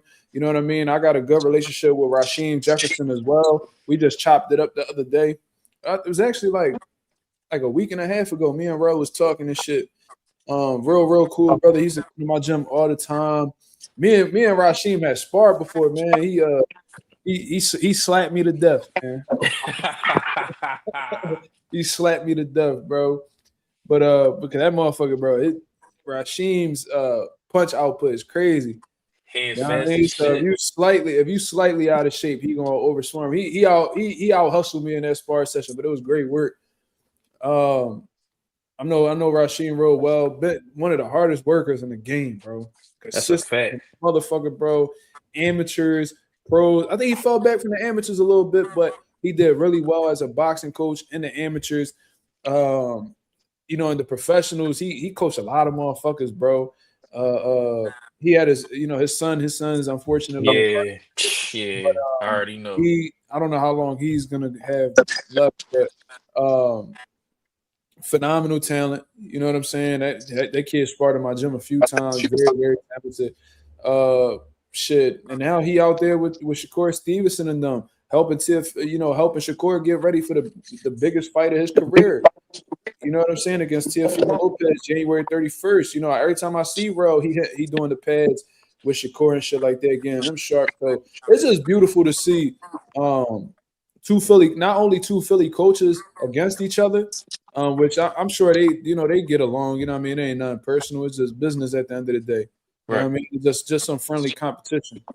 But it's beautiful to see Philadelphia coaches get their recognition. You know what I mean? Seeing them getting their opportunities. You see what I'm saying? We see Greg Hackett, training a top contender at 175 pounds. Jesse Hart, he's been looking for an opportunity. So it's good to see him get that platform. I thought that fight was gonna evaporate. I thought that fight was lost once Khalil Cole had pulled out with the injury. But it's great to see Khalil Cole, take on the challenge yet once again, and hopefully both of these guys, get into the ring and they do their thing. That's a great fucking fight, bro. That's a great fight. You know what I mean? Like Jesse Hart, he experienced. He fought at a high level. Joe Smith, Gilberto Ramirez. You know what I'm saying? He fought some solid competition. Khalil Cole, he just avenged his loss and fucking dominated dude with a jab. So his confidence back. He back in the mix. So it's gonna be real interesting. Jesse Hart, I've seen this dude spar before, knock people out, like really, really put niggas out sparring and shit like that. Like Jesse Hart got a hell of a right hand. He could box. You know what I mean? He a vet. And Khalil Cole, that young kid on the scene that got a big backing from Eddie Hearn and shit like that. So they think that he has a lot of potential. And shit, this gonna be a good fucking fight, bro. Yeah, I'm looking forward to it for sure. It's gonna be a good fight. But I love seeing Philly trainers get their recognition, bro. It's a beautiful thing to see. I love people. I love the fact that even though I didn't choose him as coach of the year, I love the fact that people pick Bozy Ennis as trainer of the year. You know what I Yeah. mean? He's been doing his thing. He finally getting his just due. You talking about like 40 years straight work. Yeah, he was my pick for coach of the year. Like, and I don't think a lot of people realize like how close, like how many times he was close to the top of the game. You got Poole, you got Farah, you got even Ray Robinson. He was a Ugas win away from Ray Robinson facing Sean Porter. A lot of people don't remember that. Shit like that. He coached Boots to the IBF, the WBA, the lineal and the WBA interim at 54. He coached O'Shea Jones to the IBF and the IBO. He coached Scooter when he won that 126 That over WC. Figueroa the second time. You know what I'm saying? He hadn't lost in years. You know what I'm saying? Even when he coached Big Baby Miller, it wasn't a loss, it was a draw. Like he has a Man, stable where Gerald Miller ain't lose that shit, bro. right. But on paper That- though. You know what I'm yeah. I saying? know. We know. So, you know what I'm saying? So it's like, you know what I'm saying, and he got a stable where it's not just like even people say Bomac. Bomac has a better win, But when you look at the stable, everybody's winning, and at a high level, Boots, O'Shea Jones, who's now over with Rel. You got Haven Brady, who's doing his thing. You got Ishmael Muhammad, Dennis Thompson, kind of, but that's really Pooh We fighter. sparred. Like, We sparred Dennis Thompson. Dennis, yeah, I remember you were saying that. Yep. bro, that was phenomenal work. Dennis Thompson is very, very talented, bro. He's Young boy real be on some quiet shit. to himself. You know what I'm saying? But he worked, bro, and he's picking things up really well over there. Derek, my boy Derek Moore, man, I can't wait for him to turn pro, y'all. Y'all gotta see this dude. He is something. He's a special type of athlete. I can't wait for y'all to see him work. With that work between him and Dennis Thompson, bro, we got to get a little bit accustomed to them 4-minute rounds. But you know what I'm saying? We're not accustomed to that. But you know, it was phenomenal work. Phenomenal work. And I hope Boost get ready for Uiz Malima. Yeah, I remember you were saying that. I was locked into the live. Yeah, You know, I be paying attention to all of them. Just a lot of times I don't comment. I be in the shadows type shit. that's cool. But yeah, my boy Deshaun Jones, he fighting February 7th in my Gym Pivot Boxing Academy. You feel me? Okay. He sparred. He did like what? He did like 5 rounds with Boots, 4 or 5 rounds. Phenomenal work. And from there, I think you posted a picture of them right after the work, right? yeah. I was in that joint. Yep. Yeah. It was. They always show us love, bro. Bozy, you know, for a while, Bozy used to call me like once a week type shit just to check in on me, like, yo, what's up? Like, how everything going type shit. You know what I mean? Boost always show love, always positive to me and my people. That's love. Boost just shouted me out too. I'm like, that's good shit. Oh yeah? Yeah, he shouted me out on YSM John. That's what's up. Yeah, the John for it was oh a yeah, Christmas video. I saw that. That was dope. That was dope, bro. Yeah, that was dope. Yeah, Boost's a good brother, man. I'm gonna tell y'all something. I got this one homie named Richard. Shout out to my homie Richard. He got his own clothing line. You know what I mean? And he had sent me a text and he was like, yo, you know what I mean? I heard Boost about to do a community event in South Philly. I want to make him a t-shirt. I said, all right, well, put something together. Let me see what you come up with. Came out with this fire-ass design. And I was like, yo, well, I don't know if they're gonna let you sell the shit. Right. He was like, no, I'm not looking to sell the shit, man. Like, you know what I mean? I want to give this to him. You know what I mean? Just shout out the brand or whatever. So they did the community event. We was down South Philly or whatever. They in the middle of the park. I forgot what park it was. But we was down there and shit. And Boots had all these people taking pictures of him, asking him questions, all this shit. And Boots had actually saw me in the crowd. He was like, yo, what up? Like he nodded at me and shit. And I'm like, yo, come over here real quick. So he had came over and I had gave him the shirt from my boy Richard. And Richard was like, yo, can I take a picture? Blah, blah. So he took a picture with the shirt. So when we walking back to the car and shit after the event over, he like, yo, like, man, I hope Boots don't throw that shirt away, man. I put a lot of work into that shirt. I'm like, nah, bro, Boots ain't gonna do that shit. I seen Boots actually put the shirt in his bag. You feel what I'm saying? Like, he ain't shit, bro. I said Boots not that type. He not that type brother, man. Like he not one of them people. He was like, all right, we gonna see. So YSM had posted. It was like a month later. YSM had posted him doing some strength work, and Boots had the shirt on. That's like, love. He had the shirt on, bro. And I'm like, yo, I sent the link over to my homie, bro. My homie, he was hyped, bro. He was like, yeah, bro, I saw that shit, bro. Yo, he really wearing the shirt, blah, blah. And I'm like, bro, I told you, Boost really the man, bro. Like, you're right. Solid dude, genuine dude. Always. And it's important for Philly, support Philly, man. That's always beautiful to see, man. Yes, sir. When we first started helping Boost, we helped Boost get ready for his first fight on TV. It was back when he was on Showtime. He fought the boy Armando Alvarez. Oh yeah, you styling on that nigga. Yeah, bro. And they needed like tall fighters, and we had like a 6'3". We had like a 6'2", 6'3", 147 at the time. Damn. So we brought him over. Yeah, shout out Rasheed Johnson, and we brought him over there and shit. And it was great work. And Boost, ever since then, bro. You know what I mean? We not like fucking close friends or nothing like that, but there's always respect, there's always love. I mean, Boost the man. That's all it takes. You know what I'm saying? Mutual respect and open line of communication. That's all niggas want. You know what I mean? Absolutely. But hell, that Rail versus Greg shit. That's hopefully that shit don't like get like tense or nothing like that. You know what I mean? I don't really want to see that. You know what I Right. mean? Because when that testosterone get in the room, niggas start Yeah, niggas start tweaking out. I already know. getting beside themselves and all that. And I seen Jesse Hart throwing shots like Khalil Cole. I seen Greg like backing Jesse Hart play. I seen real response to that shit on Instagram. Yeah, I saw that. Yeah. So I hopefully they don't get beside themselves. You know what I'm saying? 'Cause don't nobody want to see that. You know what I mean? Nah, definitely don't need that. It's all boxing. It's all competition. Somebody gotta win. Somebody gotta lose. But them niggas know how it go. So what y'all think? So anything y'all want to talk about? Because we got Terrence Smith in the building. He's still in the chat. We got Rhea in the building. He's still on the live. What is it that y'all want to discuss? It's a little bit quiet in the comments too. Is we done? I'm Let me sitting see. here watching No, I other was letting y'all niggas have a Philly videos and moment. reactions on YouTube. He sound like y'all niggas have a Philly moment. I know bullshit. Some Brooklyn niggas be hating, bro. Bella Face said, "Will Pitbull run it back with Roach, or will he possibly pursue the Dalton Smith championship fight?" Yo, I'm gonna keep it real. I don't think he want anything to do with Dalton. I mean, not Dalton Smith, with Roach. Yeah, I mean, like how the way they talking, I don't think they really want that rematch because that show's a close call, bro. You know what I'm saying? So he probably like, nah, this motherfucker was pushing me back. Yeah, I mean, he had me trying to outbox him. I'm cool. I want to fight niggas that I can punch in their shit and walk them down.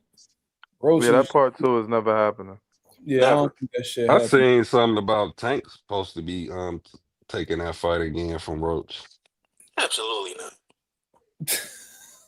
What I seen, I Yo, ain't there's gonna a lie. lot of rumors I around. seen a lot of shit This is with what I Tank. heard. I think Tank tweeted something, but he always tweeting and deleting and shit. Yeah, he be on some weirdo shit. To this day, I think that's like the girliest shit you could do. Like Nigga a hater. niggas baby moms do that shit, get emotional, tweet some shit, and then when they nigga hit him up or drop some dick in him, then they want to delete the shit. You know what I mean? That's like baby mom shit to me. But what the fuck? Tank, I heard there was a few things going on with Tank. I heard Tank say on Twitter that once his knee injury is good, he gonna fight Esau Cruz. So that's what I heard. Then Yeah. I'm hearing through the grapevine the nigga want to fight Manny Pacquiao. Then I'm hearing Yeah. then I'm Knee heal up, nigga. You don't need to be playing basketball, nigga. is that what he was doing? You ain't see the post he posted like he was doing like a crossover or some shit Yeah, or that nigga had that he was zesty ass crossover. Yeah, That that's the shit yeah. is last thing you that shit is need to be not doing. getting by nobody. If he needed to delete anything, he needed to delete that. For real, for real. I ain't gonna lie. He want to fight Pacquiao. That's what I don't know if that's true. That's just shit that I read online. You know what I mean? That shit could be cat. But I wouldn't put that shit past no motherfucking Tank Davis, bro. I would not put that past no Tank to fight Pacquiao right now, I ain't bro. gonna lie. My son just want to get paid, man. He been That's saying it. He been saying that. I think you know what's so crazy? Tank literally be like, "Yo, I just want the money. Fuck y'all niggas." And they be like, "Oh no, Tank don't mean that. That's the fuck he do. Nigga. Yo, Word. That's the fuck he do. He telling you. yeah. Yo, that's like Tank the don't mean nigga. that. That's like the nigga who sit his girl down and be like, "Babe, I've been cheating on you the whole relationship." no, you haven't. She still Yeah. thinks she gonna change the motherfucker. Yeah, that's Yo, what boxing I for. cheated on you with your sister. I cheated on you with your cousin. I really don't give a fuck about you. I don't know why you still here. you so funny. Yeah, they'd be Like, like, he was just going through something. That's not really him. he's That's just really him. joking. He's just joking. He don't mean that. Like y'all, like that's Tank fans. Like this nigga be openly disrespecting y'all. This nigga be telling y'all dick riders. Y'all eat a dick. Like he be telling y'all all types of shit. Y'all niggas still be shaking y'all motherfucking pom poms for the nigga. I don't know what take time. Y'all niggas weird, bro. The weirdest And fan base in boxing. it's I not told that even nigga just Nazi. boxing. I told that nigga Yo, Nazi I was. to his face. Yo, Mark. I was just talking about this too with my man. I said it's not even just boxing though. I never seen. You know how niggas are. defend LeBron to the grave because you got shit to defend LeBron with. You know what I'm saying? With his accomplishments. Just like with niggas that defend Kobe, niggas that defend Patrick Mahomes, niggas that even defend YoungBoy. Niggas don't have shit to defend Javante with. The nigga ain't accomplished shit. The They nigga ain't running do out. shit. They running out defenses. It don't really, you know what I'm saying? So what they run with is hypotheticals. The hypothetically, these fights that's never probably gonna happen. Oh, Tank will knock this nigga out. This nigga should call Glassjaw. Devin don't got a chance. This nigga don't got a chance. It's like, you know what I'm saying? And they it's just like an army of these niggas. They all on Twitter. They in YouTube comments. They in YouTube That's the live. army of niggas who like to fantasize about shit. Niggas is super weird, bro. Like, I don't know. Like, as a man, I like to live in reality. You know what I mean? Exactly. Ain't nothing wrong with having some imagination because that shit can manifest to real life situations. But y'all niggas really love talking about what the nigga could do. Y'all like, I love man. But won't demand him to do shit though. Yeah, exactly. They be like, oh man, imagine if Tank would have hit that nigga with that right hook, man. Yo. You see how he got hit with that jab? Imagine if Tank would have jabbed him, man. Man. No, nigga, I don't want to imagine shit. That's y'all niggas' problem. Y'all niggas like to imagine shit. How about you tell your motherfucking your baby daddy or whatever the fuck you want to call the nigga, shut the fuck up and get a niggas the fights that we want to see so we won't have to imagine shit, nigga. Yo, keep in mind too. Remember, niggas started changing their minds when that Jake Paul fight. It was like, oh, maybe, yeah, Tank's just trying. Tank about to make $100 million. It ain't that bad after all. Yeah. Because the whole time it was like, man, y'all know Tank ain't about to fight no fucking Jake Paul, man. That shit just rumors, man. Man, y'all niggas, y'all want Tank to be a duck so bad. This nigga go ahead and lock in a fight with Jake Paul. Man, I ain't tripping. The nigga making $100 million.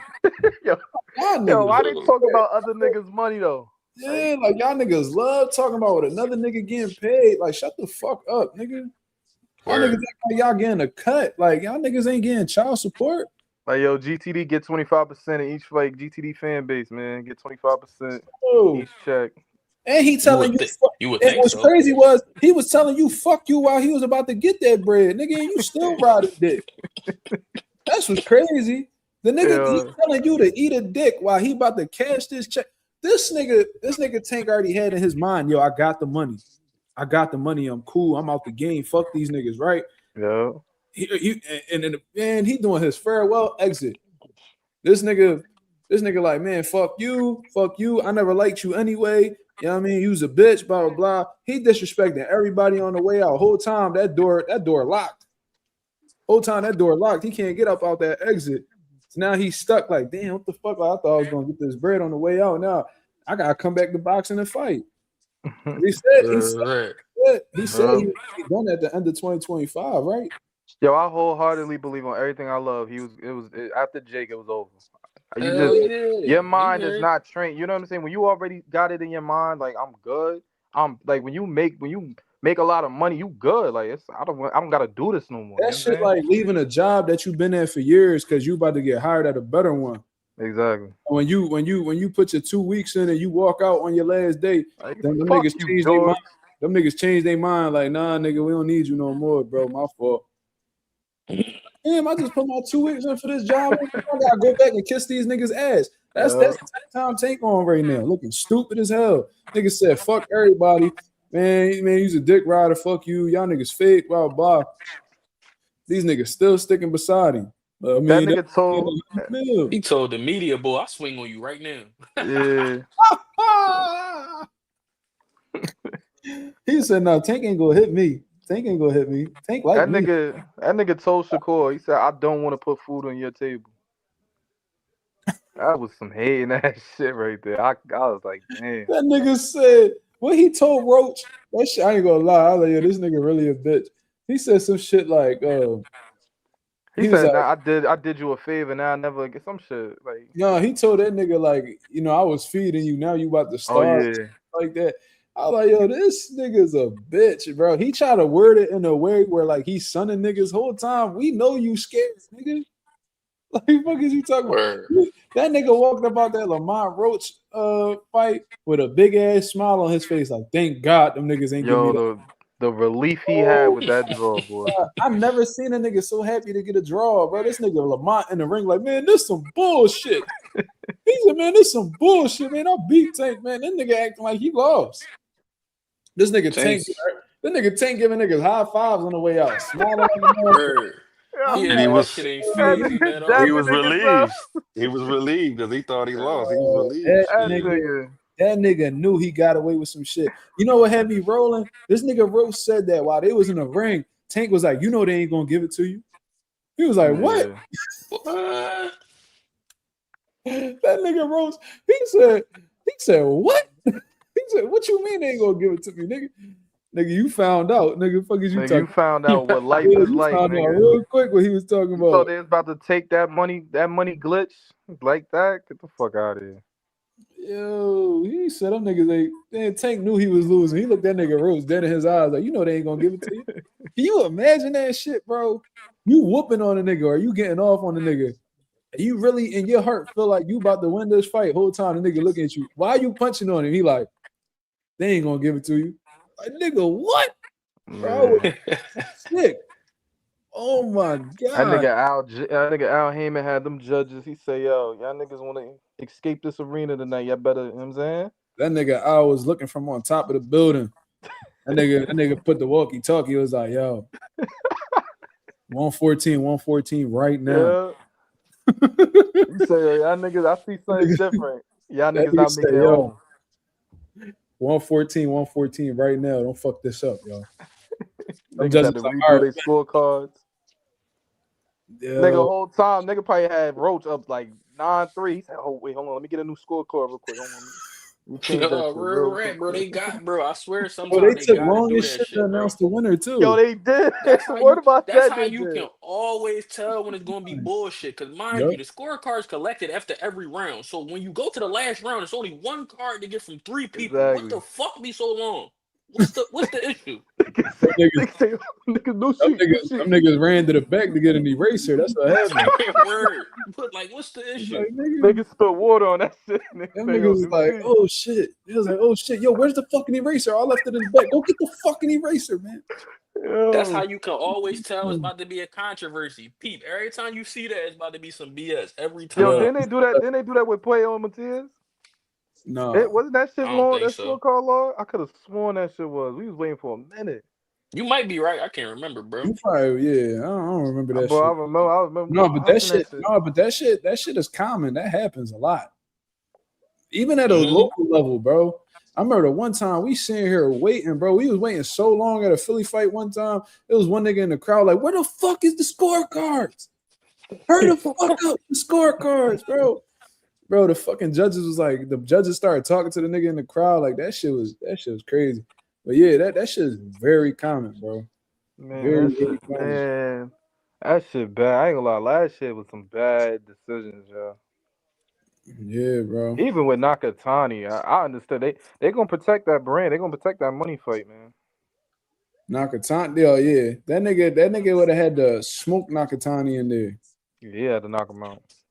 Nah, fuck that. That nigga would have had to have left on a stretcher because if he would have got up, they still would have gave it to him. Nigga say, yo, majority draw. They'd have had to do that nigga like Sasaki. Ew. You want that shit, nigga? You gonna have to go out like Sasaki. They say, yo, you not fucking this Inoue Nakatani money up, man. Too much money, bro. Them Japanese niggas was like, whatever they said in their language, it was like, yeah, we ain't doing none of that. That shit like the Super Bowl over there in Japan. You know they I ain't can't gonna lie, fuck that play shit gonna up. be. That shit gonna sell out as soon as they put that shit online, bro. Mm-hmm. Hell yeah. I heard that Inoue, right? That every time he fight at the Tokyo Dome, that shit sell out to the point where if you want a ticket, I heard there's like a wait list for that motherfucker. So it's like you gotta have like a membership at that fucking Tokyo Dome to even get a ticket for the fight. That's crazy. Like that shit, like yeah, like niggas. If you got a waiting list for motherfuckers to see you fight, bro, you really I'm like, yo, but I wish that shit was. I feel like if that shit translated to pay-per-view sales, you think Inoue would have been up there with Nello?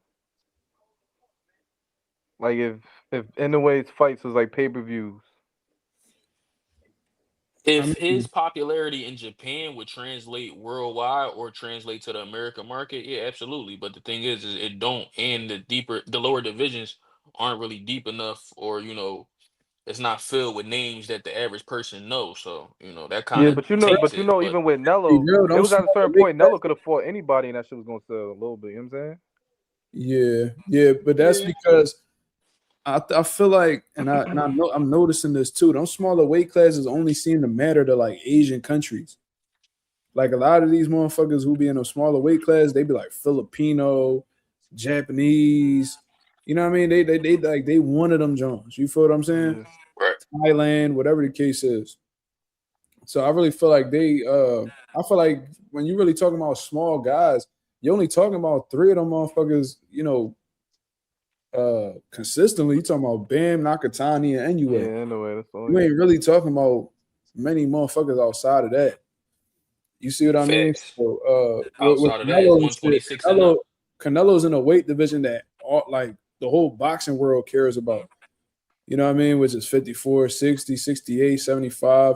Like that's the weight classes that motherfuckers be tapped into globally. But it seems like them smaller weight classes, and I feel like it's fucked up for real, but they don't really get the same attention or respect that the other divisions do. Yeah. Which is crazy because they're the ones that give off the kind of fights that everybody say they want, the high volume fights. My dad had a fighter from Puerto Rico. His name was Jesus Soler. He was from Arecibo in Puerto Rico. This motherfucker, bro, that motherfucker will literally throw 100 punches around. Like Damn. easy throwing 100 punches around. Bro, his warm-ups will be like a half hour. Like these, and they will rumble, bro. Like they will rumble, bro. We fought one time at the Parks Casino. You know Miguel Cartagena? I heard the name before. Jesus Soler, my dad's fighter, beat Miguel Cartagena, a Philly fighter, at the Parks Casino a few years back. Bro, if you're able to pull that shit up, you're probably not going to be able to. I think there was some articles that spoke about it, though. This nigga Jesus Soler threw like 1,000 punches in an 8-rounder. Like, he just be – and that's how all them smaller guys are, bro, because they not big punchers like these guys that's at 40, 47, 54, all the way to heavyweight. They don't have punching power because they naturally smaller men, so they rely on volume. And because they so much smaller, they just seem to be able to get off, punches more often than a bigger guy. So they constantly throwing punches. Yeah. See what I mean? And that's why them smaller guys don't be really lasting that long. That nigga Chocolatito's reign was short as fuck. For real. I remember as soon as Floyd retired, it was like, oh, Roman Gonzalez, pound for pound, number one. This nigga had like 3 good fights, then Sor Rungvisai put him out. Shit, at least that's what it felt like. Like them dudes be coming and going, bro. That nigga Pacquiao ain't get big till what? Till he started touching like 130, right? That sounds about right. Like when Pacquiao started being Pacquiao, I remember he started like at 112. Pacquiao was a made. He was he was before motherfuckers caught on to him. He was already world champion and shit like that. But I think what really started to get Pacquiao like popping and shit was probably like the Morales fights and shit like that. I think that's what really started to get him attention. So probably like around the 130, 135 area. That's when Pacquiao started to pick up a lot of steam. But what really got Pacquiao name, let's keep it real. What really got Pacquiao name really out there was when he attached that shit to Floyd. Yep. So yeah, as soon as he did that, Top Rank did a fucking that shit was genius, bro. That's what Oscar trying to do. With Virgil, you think? I feel like social media too involved in these situations now. You know what I'm saying? It's like niggas be talking too much on the internet now. Like, after what Oscar just said, there's no way you could say that Boots fucked this fight up or Boots ducked. Yeah. Like, you buried yourself with that one. You should have just shut the fuck up, for real. But I'm happy because I told people, I'm like, after November 8th, I'm like, the perception going to change. No, click. No. I'm like, listen, bro, listen to me. the perception is going to change. Remember, everybody came to, oh, he's a duck. You don't want no. After that, he said, "Ooh, come over here." 20 minutes later, yeah, I want my dream fight, Earl Spence. Nigga, what? Yep. Man, And listen. when you hear what Oscar said, it make me feel like Oscar planted that seed in Virgil head. Of course. You know what I'm saying? He probably was like, nah, man, like we don't, like Boots is on the agenda, but we don't need to fight him next. You know what I'm saying? Like, let's get us some little fights like Earl Spence. Earl Spence not even talking about coming back. What the fuck? Y'all I niggas don't about know why they keep bothering that nigga. Like that shit. and you That's think Arrow coming off of that loss and that inactivity, you think he gonna come back in the smoke and fight you? Like, Right. really think about that shit. Like, come on, bro. You think Spence taking that as disrespect though? Like, yo, these niggas trying to play with He you. just posted Yeah. about it. He Yeah. said you would have never said my name like On before. Twitter, on Instagram, because y'all niggas ain't never mentioned my name before I lost, but y'all niggas want to talk. So I'm hey, saying you think Spence is like he's, you know what I'm saying? Like he kind of like saying like I'll you know I I'll take think it. No, I don't think he's saying he probably gonna lose, Errol but he feels Pride, respected. maybe I'm Errol saying it's Pride will pride. make him think that, but you know what I mean, it you know I think Earl too smart to take the bait like that.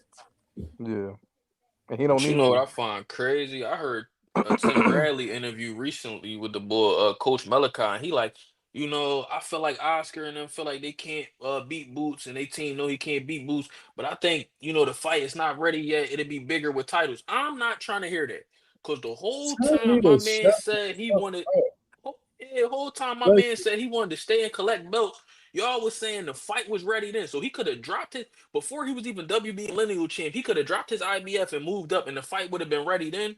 But now he kept the IBF, won the WBA, won the lineal, won the interim at 54, and now the fight not ready. I'm like, bro, yeah, and then on top of this, I'm like, okay, y'all wanted him to collect.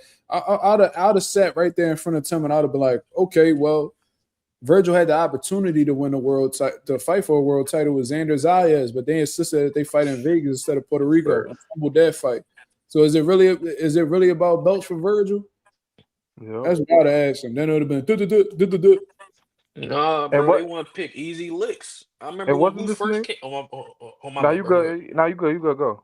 No, I was about to say, you remember when Boost first came up and he said he wanted to fight, and it was either his Virgil manager or Virgil dad start tripping. Oh no, you'll never get the fight. We're gonna make a fight with somebody bigger than you've ever been. They was talking about Keith Thurman. You remember that? Yeah. Every time Boost said he wanted to fight, they start panicking, bro. First it was you'll never get the fight. We're gonna fight somebody bigger than you ever were. Then it was Bro, them niggas, 10 yo, million. did you see how pissed De La Hoya was that Boots pulled up? Hell yeah. He Bro, was that saying he didn't want him to come. he was like, Boots. He's like, don't come. He's like, no, this nigga he was bitching. He was like, Boots, don't come. Because if you see Virgil, you're gonna get scared. He's a monster. Nigga, And I'm don't like, yo, wasn't this nigga Ortiz like Fedora mandatory for jump nobody balls? believe you, nigga. Like Virgil nice, but nigga, you ain't about to come on, dog. And then Boots said in the interview, he was like, bro, they gave me a hard time getting into the fight. They gave me a hard time trying to get into the ring. Like them niggas didn't want Boots there, bro. Where? He did not want him there because that right there was a chess move on their part. Because now that gets the fans all hyped up, and now that's all they want to see. And De La Hoya don't want the fans to say that shit. Where? They want they want De La Hoya don't want the fans to not talk about it. But when Boost, popping up, which was a beautiful thing to do, I said that shit. I was like, I said that shit right after Boost stopped Lima. I'm like, bro, he needs to go to Texas and pull up on Virgil in that fight, bro. He got to. And I'm glad he did because now ever since then, the fans been really cooking Oscar and them. Mm-hmm. Perception changed overnight. That's what I'm saying. He pulled up on him. What Uh, can you say?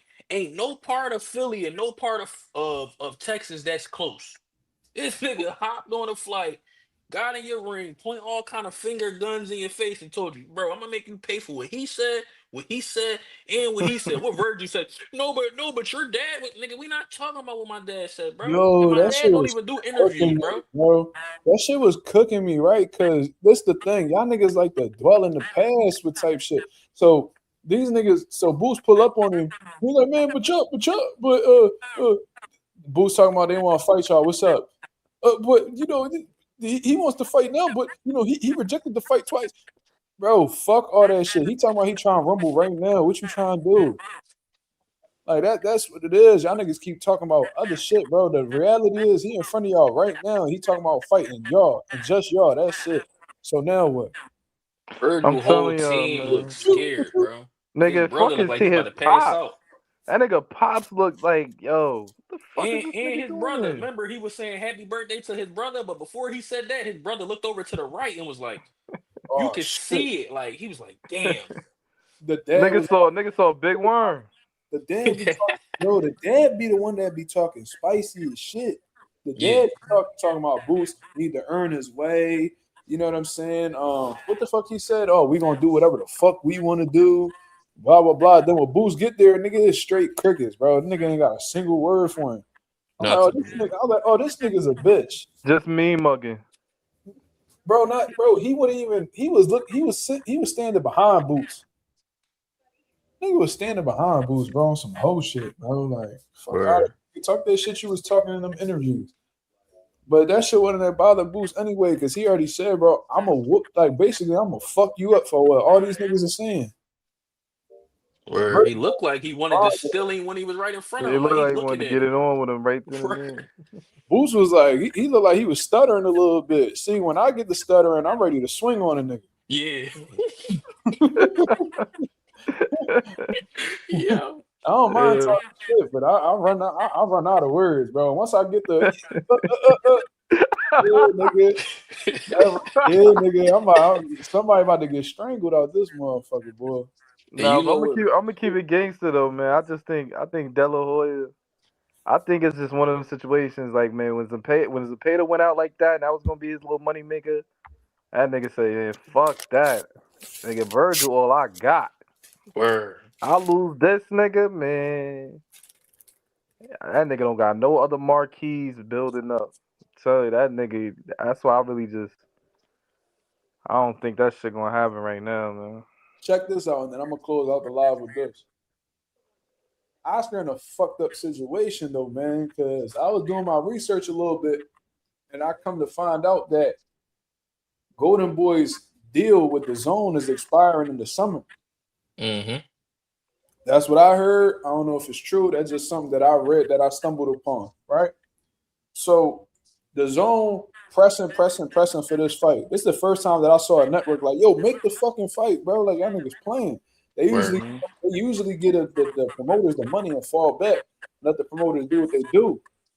But the Zone, they like, yo, listen, like, make this fucking fight. So Oscar probably feeling like, damn, like, if I don't make this fight happen with Boots and Virgil, they probably not gonna want to extend the deal with us. You see what I'm saying? And Mm-hmm. how many big networks are there that's really promoting boxing right now? None. Exactly. I None. think Netflix, but I think they only gonna entertain the real Man, main shit. Netflix Only is do for big entertainment events. fights. Yeah. You know what I mean? Yeah. They only gonna do shit that they feel like sells. Amazon Prime, them niggas after this shit with PBC, they done. Yeah, they done. Word. They done. Showtime walked out, HBO walked out, ESPN walked out. You see what I'm saying? So the Zone probably feel like they in a proposition like this nigga Oscar ain't got nowhere else to go. Fuck, he going box on Tubi? They Like, gotta make the like Nigga fight. said Facebook Live. he probably on some shit where the Zone probably on some shit where it's like, yo, if y'all niggas don't make this fight how we request, we not We going ain't to renewing. with you. We not renewing this deal with you. So Oscar probably, Word. fuck, bro, like that's probably why he's so frustrated talking about sending out legal letters and all this shit. He backed himself into a corner talking too much. And then what make the plot even thicker, in 2 weeks, we got Ballsy and Robert Garcia coaching against each other anyway. The fans is not going to stop talking about it. Andy Cruz and Moritaya, that's their coaches. We about to see them coach against each other. We not going to stop talking about it. Just sign the contract. That's a good point. For those of y'all who don't know what he's talking about Andy Cruz and Mordecai. Yeah, that's why, yeah. Cruz And about to get that nigga. I got Cruz about Boozy. to get that nigga belt. I got Boozy putting on a hell of a coaching performance. I got Cruz giving that nigga belt, man. For Cruz, sure. man, Cruz better fuck him up, bro. All that dancing that nigga, I be seeing that nigga doing at the gym. He better be ready. Hey, yo, Mel be talking about that shit. Oh shit! Speaking about Mill just got in the building. Yo, Mel. Yo, Yo, is that who I think it is? what's good with you? What's the word, Mel? How you feeling? Ain't shit, I'm chilling. All right. What's on your mind, bro? This is tonight was the perfect example of just because you never heard of a dude, just because you ain't never seen him fight, don't mean he can't rumble. Mm-hmm. And all the time, motherfuckers just go by name recognition if it's gonna be a good fight or not. We ain't know nothing about Dalton Smith. Nothing. And Dalton Smith showed and performed, but also this shows I want to be respectful. Matias has a superpower, but he also has a lot of deficiencies. And this just showed that no matter how relentless you are, you're still a human being. You can only take so much punishment. And I don't even think this was because of Dalton Smith per se. I think this was Jeremiah Ponce. This is Ergashev. This is Puello. This is Liam Paro. All those collective, him walking forward and just taking shots. It was the culmination today. Wear and tear. Yep. Yeah, I feel you on that. Mm-hmm. Well, that damage add up after a while. Do you think the weight cut played a part, man? I think he'd been at 40. He'd been at 40 damn near his whole career. I mean, that could have, but it's style. You walk forward. Yeah, you take shots. I think that's the primary thing for sure. It's definitely wear and tear. People with that style don't last long. No. And then once they figure it out, they figure it out. Like Jared Hurd just walked forward, and I was just bigger than you, and I got a motor. But then once somebody cracked the shell, that was it. Regular dudes start cooking. Facts. Yeah, that's a great example. I had brought up Ruslan Provodnikov. Yeah. That was somebody who had that type style, and he ain't really last. He ain't last that long. So it just goes to show that what Floyd said, holds up to this day. The less you get hit, the longer you last. You know what I'm saying? But I know that the wear and tear is definitely the primary thing. But I ain't gonna lie, he ain't looked too good on that scale, and he hasn't been looking good on that scale for a little while now. And I knew. And he got that rehydration too. No. That was the old belt. He got the WBC. Yeah, WBC. Yeah. Right, but the WBC does do those check-in weigh-ins too. You have to be a certain weight at a certain time. So they have their little situations with their weight too. You pretty much gotta pick your poison for real. But with Subriel, bro, I knew that 140 was a problem when I seen how to weigh. Literally that Thursday that he weighed in Friday for Albert Puello. He fought Albert Puello, and then he was at another. He ended up showing up to a fight, and bro, he looked like he blew the fuck up in weight within just a matter of days. He just won his world title with against Albert Puello. You know what I'm saying? That he looked he looked fat as shit next to Teofimo. I'm like, oh yeah, this dude. Yeah, I mean, he probably done outgrew this motherfucking weight, something crazy. So I think it was a multitude of things. What do you think his psyche? You think his psyche played a part as well, considering the controversy and the lead up to the fight? No, I just think this was a situation where a sledgehammer can't knock down a wall. Okay. But it chips away at it. In fight after fight after fight. I think you can get away with this shit when you're fighting on the lower levels, when you're just overwhelming these guys, but when you get to the top level, everybody's not going to fall. Right. And he just got in there with somebody that wasn't going to fall, and he had been fighting this way on world level for like the last 8-9 fights. Yeah, that's very true. It just something, I ain't making excuses for Subriel because, like I said, I wasn't rooting for him, especially after that Austrian situation. But something did seem a bit off about Subriel. I've never. It just showed he didn't really look like he was there from like a mental aspect. Like you seen the motherfucker walking in taking selfies with the fans during his walkout, like that type of shit. That shit was concerning to me. Mm. Wow, that was really concerning to me because you know what's at stake. You know that you about to get into a fight. You know what I mean? And he just seemed a bit too laxed for me. All right, well, let's look at it this way. Every time he has had a hometown-ish fight, he's lost. I said that. I told it. I was like, yo, you need to stop fighting in places that got Puerto Ricans in them. And you need to stop fighting these white boys. It is harder to fight hometown. I know everybody thinks that fighting at home is easy. You got the home. It is harder to fight hometown than it is fighting away. Mm-hmm. A lot of pressure. A lot of fanfare. You carrying the promotion, so you got to do more. Nobody came there for Dalton Smith. Nobody came for Liam Pyro. Yeah. The only people that came from Dalton Smith was the motherfuckers who flew out with him. Yeah. But nobody definitely came from Liam Pyro. Motherfuckers wasn't coming from down under to go to Puerto Rico. Fuck no. That's a fact. Yeah. So, yeah, that's a great point. I forgot what I was going to say. Oh yeah, I ain't get to talk to you about this shit, bro. Oh man, here we go. Come on, Rick. I already know. I wasn't going to end this without asking you. Well, I know, but come on. All right, man, just go ahead. You already know what it is. 60-40, 60-40. First off, I think Oscar got hit too much because mental man fucked up. That was 105 split. And, yeah. That's first. That's the first thing I said. I'm like 100. I was like, this nigga negotiating numbers I ain't heard before. A couple of people had misinterpretations.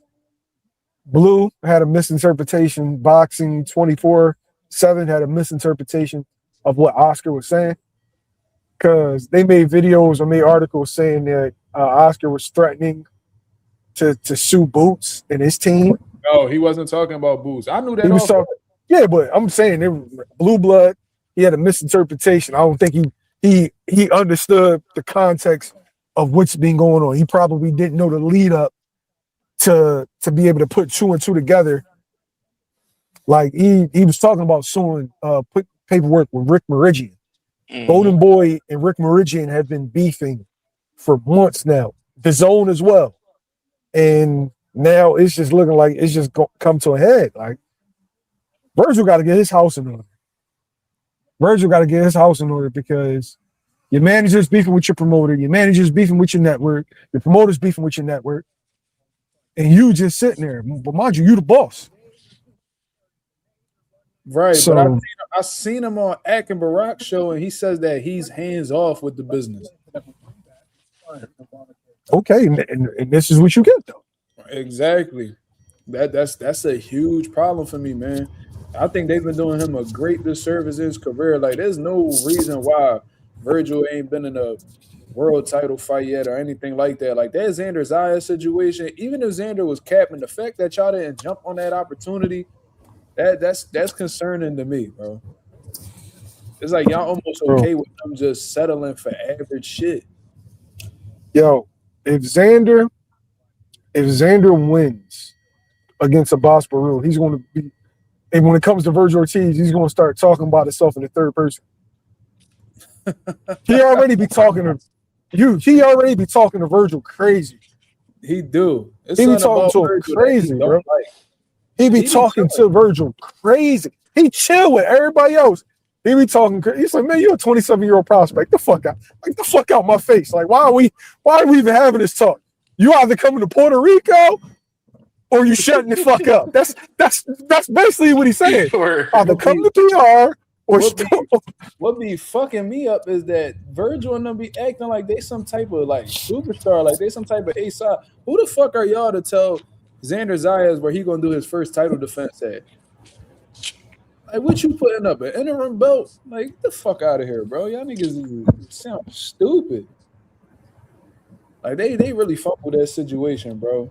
They really did. I feel like they fumbling his whole career. Clip, check this out, right? Seriously. So, Boots had a horrible year where he got nothing but criticism. I'm talking about, like, even with winning the fucking winning the lineal and winning another belt, he just got nothing but criticism about who he's not fighting, his business. He should be doing this. He's not doing this. He's scared of this person. And literally, it flipped. And Virgil's people allowed it to flip. Mm-hmm. Like, they fumbled this bad. Like, bad. They got him out here looking like a turkey, yo. Dead ass, bro. But that's cool because now people knew what it always was. We've been telling them for the longest. But I always tell G, it ain't the message, it's the messenger. They can't hear it from us because where are we from? They always want to tell us, oh, that's just because y'all from Philly. No, it's the thing. We were logical and we go off facts. The facts been in y'all face forever. But now it's undeniable. It's to the point they can't say nothing bad about Boots. Even people that used to come on the channel and troll about Boots is on Virgil ass now.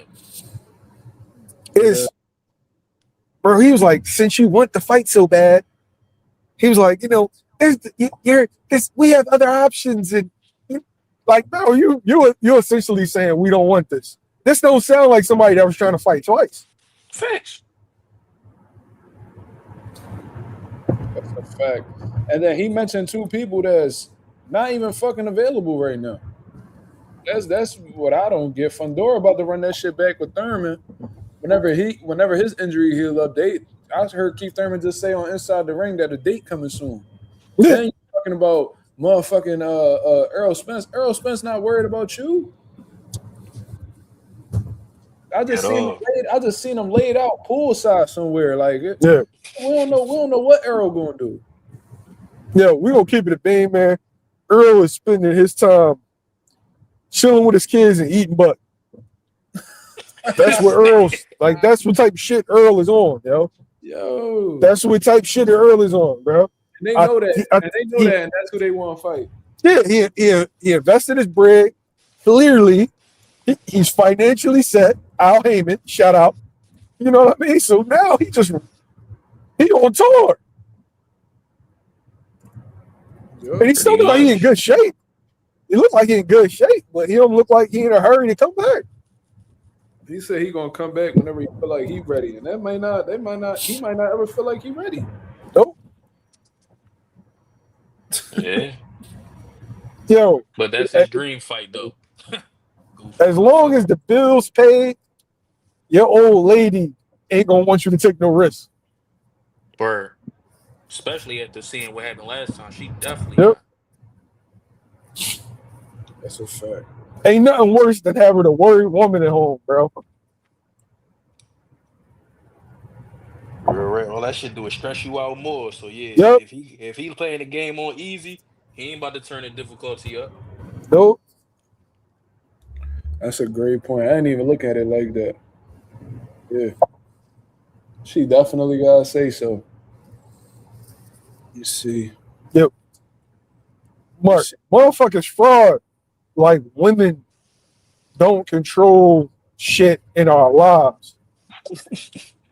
Like, motherfuckers be like, I don't let no bitch control me. Yo, here's how they do it. Dudes don't want to argue. We don't like being annoyed. So what they do is they nag us. They nag the fuck out of us till we be like, all right. Whatever, like, yo, you got it. Whatever you want. Like, shut the fuck up. That's how women get their way, yo. Mm-hmm. That's no bullshit. That's fact. That's 100% facts. My girl do it in such a feminine way where it just make me feel like I gotta do the shit. She don't even be nasty. She just be on some shit where it's like, damn, like I wish you. I was really expecting you, like hoping. Oh yeah, that's buttery. Smooth. I'm like, this fucking bitch, bro. I'm like, damn. She be finding ways, bro. We haven't. Why? I've been wanting to, spend time with you. Why haven't we went to dinner in so long? Next Like thing you'll shit know, like you that. out on a fucking night on the town and shit. Next thing you know. I'm like, damn, yo, should be crazy. That's how she be doing it. They be crafty with that shit. His girl even said she wouldn't mind if he never fought again. Of course she wouldn't. Of course she wouldn't. That shit's traumatic, bro. Like y'all remember when Miguel Cotto would have a tough fight or he get his ass whooped or something, how his kids and his fucking Yeah. wife would be crying in the crowd and shit. Word. Bro, that shit is traumatic, bro. Then they got, the fans, they all excited that your spouse or whatever the case is, losing gigabytes in his motherfucking head. Then you got to go home and you got to take care of him. You got to deal with that. It's like, all right, a couple dollars, but you know what I'm saying, and motherfuckers laughed at you, and you know what I mean, for you taking punishment. Now we gotta deal with the whole shit. I remember y'all remember that shit on HBO where Miguel Cotto's wife was like, yo, like I can't take this anymore. Like, you feel like I can't really deal with like the stress that come with this shit no more. And Miguel Cotto was like, well, this all I know. Yeah. You know what I'm saying? So yeah, I get it. You see it. After a while, that pressure from your family make you stop. Mm-hmm. Yeah, I don't think Smith's coming back. Like coming back to fight who? If the nigga coming back Bro, to fight somebody like funny? Charlo, he ain't coming You know back. what's funny? I feel like Virgil and them know that. Of course. I feel like they know he not coming back anytime soon. They just try and use that as a way to go dip off and do some other shit. It's a diversion. This shit is Yes, sir. embarrassing. Bro. This shit is embarrassing, bro. Very, very embarrassing. All that shit they was talking about, Boots. Oh, Boots don't want to fight. Boots don't want to do this. Then they want to dwell. They want to sit in the past with shit, Mill. Like I was saying this shit earlier. Oh, well, you turned down the fight twice. Oh, you turned down. Bro, who gives a fuck? Even if that was the case, who gives a fuck? He want to fight you right now. Y'all both available. What's the problem? Oh, but Bozy said, but Bozy said, bro, who cares, bro? Who gives a fuck? Get to the matter at hand. Let's get some shit going. And then they keep talking about he got all these options, but they keep naming motherfuckers who semi-retired. Like you ain't even naming no other active fighters. So what Yo, options does he he really actually ain't have? got he really ain't got options like that. He don't. Of course. He said we got 3 people and he only listed 2. That let you know he ain't got shit going on. I let you know you ain't got shit going on. Let's say the other champion's not available. 2 of them about to fight each other at the end of this month. Fedor about to fight Thurman. Bachram about to fight Josh Kelly. What options do you have really? And if Josh Kelly win, he already signed 2 fight boots. Yep. Love that move. I love that move. Eddie Hearn, genius for that. Genius. I ain't gonna lie, that shit right there make me want to root for Josh Kelly. I'm telling you. That's who I'm rooting for. Fuck all the bullshit. Yo, but I'm pretty sure Bachram will do it too. No, I believe he would. No, Yeah, I believe he would. Bro, at this point, and Boots is going to be the winner is mandatory. For the Zayas joint too. So yeah, he either way. So he's good. Mm-hmm. He could potentially have 3 belts at the end of the year. So what I don't like, Mark Clip, is that there's this notion that everybody that's Mexican is automatically an ASAP. Right. Not at all. That everybody that's Mexican automatically has a country behind them. That's not reality. Not at all. Like Mexicans are a rabid fan base, but not everybody carries that juice. He doesn't sound like that. He don't. What he just do for Lubin? He ain't do shit. He ain't do And what when Boost did. He ain't do what Boost did at at Wells Fargo. No, So why? I'm trying to understand how they but equate. it's a notion. It's like Mark. Really think about it, Mark. It's a notion that Mexican fans was carrying boxing, and so now every time a Mexican guy fights a non-Mexican, first thing they're gonna say is, "Oh, he got country behind." But not all. Like nobody. Canelo can say that. William Zepeda can't say that. Bam Rodriguez, as good as he is, he can't say that. Virgil can't say that. There's only like 1 to 2 guys that fan bases are really, really rabid for. And if that was the case, then Virgil will be selling out wherever he goes. Facts. And I see Oscar De La Hoya replying to comments under his video talking about, oh yeah, Virgil is the draw. I'm like, bro, how like yeah, but if I can get it off, I'm going to get it off, right? If I can create that temperature, create that atmosphere, that if I say it enough, maybe people will believe it. You got some people that don't like Boots, so whereas though they're going to be like, oh man, Boots, yeah, just go ahead and do it. Virgil's he's fought the better names. But then when you go to break that shit down, you fought names of guys who are vulnerable. You fought names of guys who have been knocked out a couple of times. Madrimov. Like, no, let's do this. Let's do this. Mean Machine. Bud knocked him out. Boyachuk had been knocked out by Brandon Adams. Maurice Hooker had been knocked out by Jose Ramirez. Who am I missing? I can keep going. Who am I missing? Madrimov coming off of a loss. Thomas Delorme. Thomas Delorme had been knocked out by Bud and Boots. Erickson Lubin's been knocked out a couple of times. See what I mean? They're good names, but they're vulnerable. And they've proven to be vulnerable. Fetch. It just seems like that's the golden boy formula, though, man. Yes. That's just what they like to do. They do that shit with everybody. Like, they babied Jaime until they cashed him out with Canelo. Zordo Ramirez openly stated that he left Golden Boy so he could go ahead and try to unify his division. They had William Cepeda in the motherfucking headlock until Turkey cashed him out. They wasn't even supportive of Ryan fighting Tank. They didn't want to make that fight. They didn't even want to make Schofield versus Shakur. Like they like to follow a certain program where they try to keep motherfuckers undefeated because they feel like that correlates with them possibly becoming stars, or they try to beef them up as much as they can so when they slaughter them, they can get their return on investment.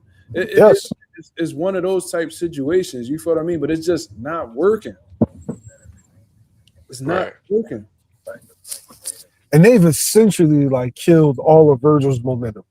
Because Virgil went from looking like the dude that would fight Boots, coming off of and getting fight Madrimov, and now he's looking like he could be something. So now they got Virgil looking like a duck. I wonder what they gonna pull out their hat to make it seem like they ain't avoid Boots. But I ain't gonna lie, bro. I don't see it happening, bro. Eddie Hearn already sound like he getting a little bit impatient. He like, yo, like, we'll probably wait till like April or something, but you know what I mean? We gotta make a move too. So I don't know, bro. He said he gonna check with, he gonna know within the next few weeks. But it's just crazy that Oscar so shook about making this fight, he willing to sue his own fighter's manager because he trying to do his job. Well, honestly, bro, Rick Meridian's been blocking the fight too. Okay.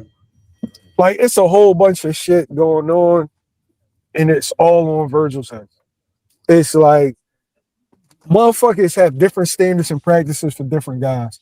Because if this was going on with Boots, it would be on everybody's channel. I've been saying that too. If Eddie was fighting with fucking DAZN over having Boots not fight somebody, oh my God. But like I said, different standards and practices for different guys. Dudes, they don't really feel like Virgil is a guy per se, like a guy that's going to carry the sport. And so anything he does, like him beating Boyachuk, what would have happened if Shakur Stevenson got knocked down twice in a fight that he arguably lost? But they would have fried him. They fried him for De Los Santos and he beat him. Right. What about Tank? Dev got cheated. Dude came in overweight and then used PEDs. They still tease Dev.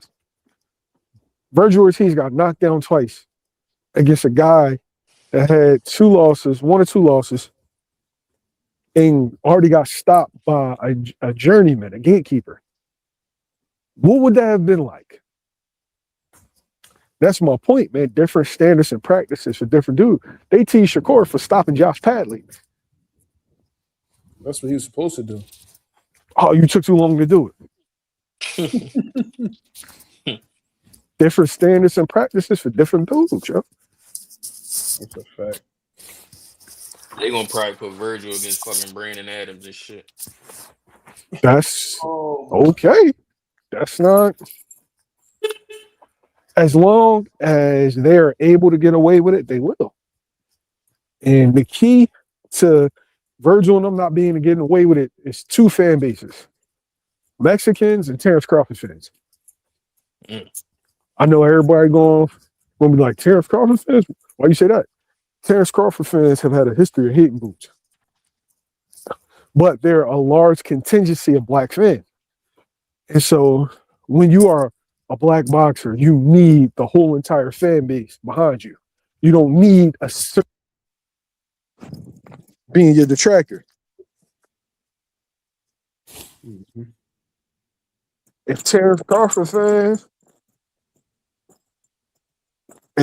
Crawford fans are critical on and Mexicans get into their hardcore, no, don't be afraid of him. Stand up, Virgil. Beat his ass. If there's none of that, then Virgil will continue to run his play. Jeez.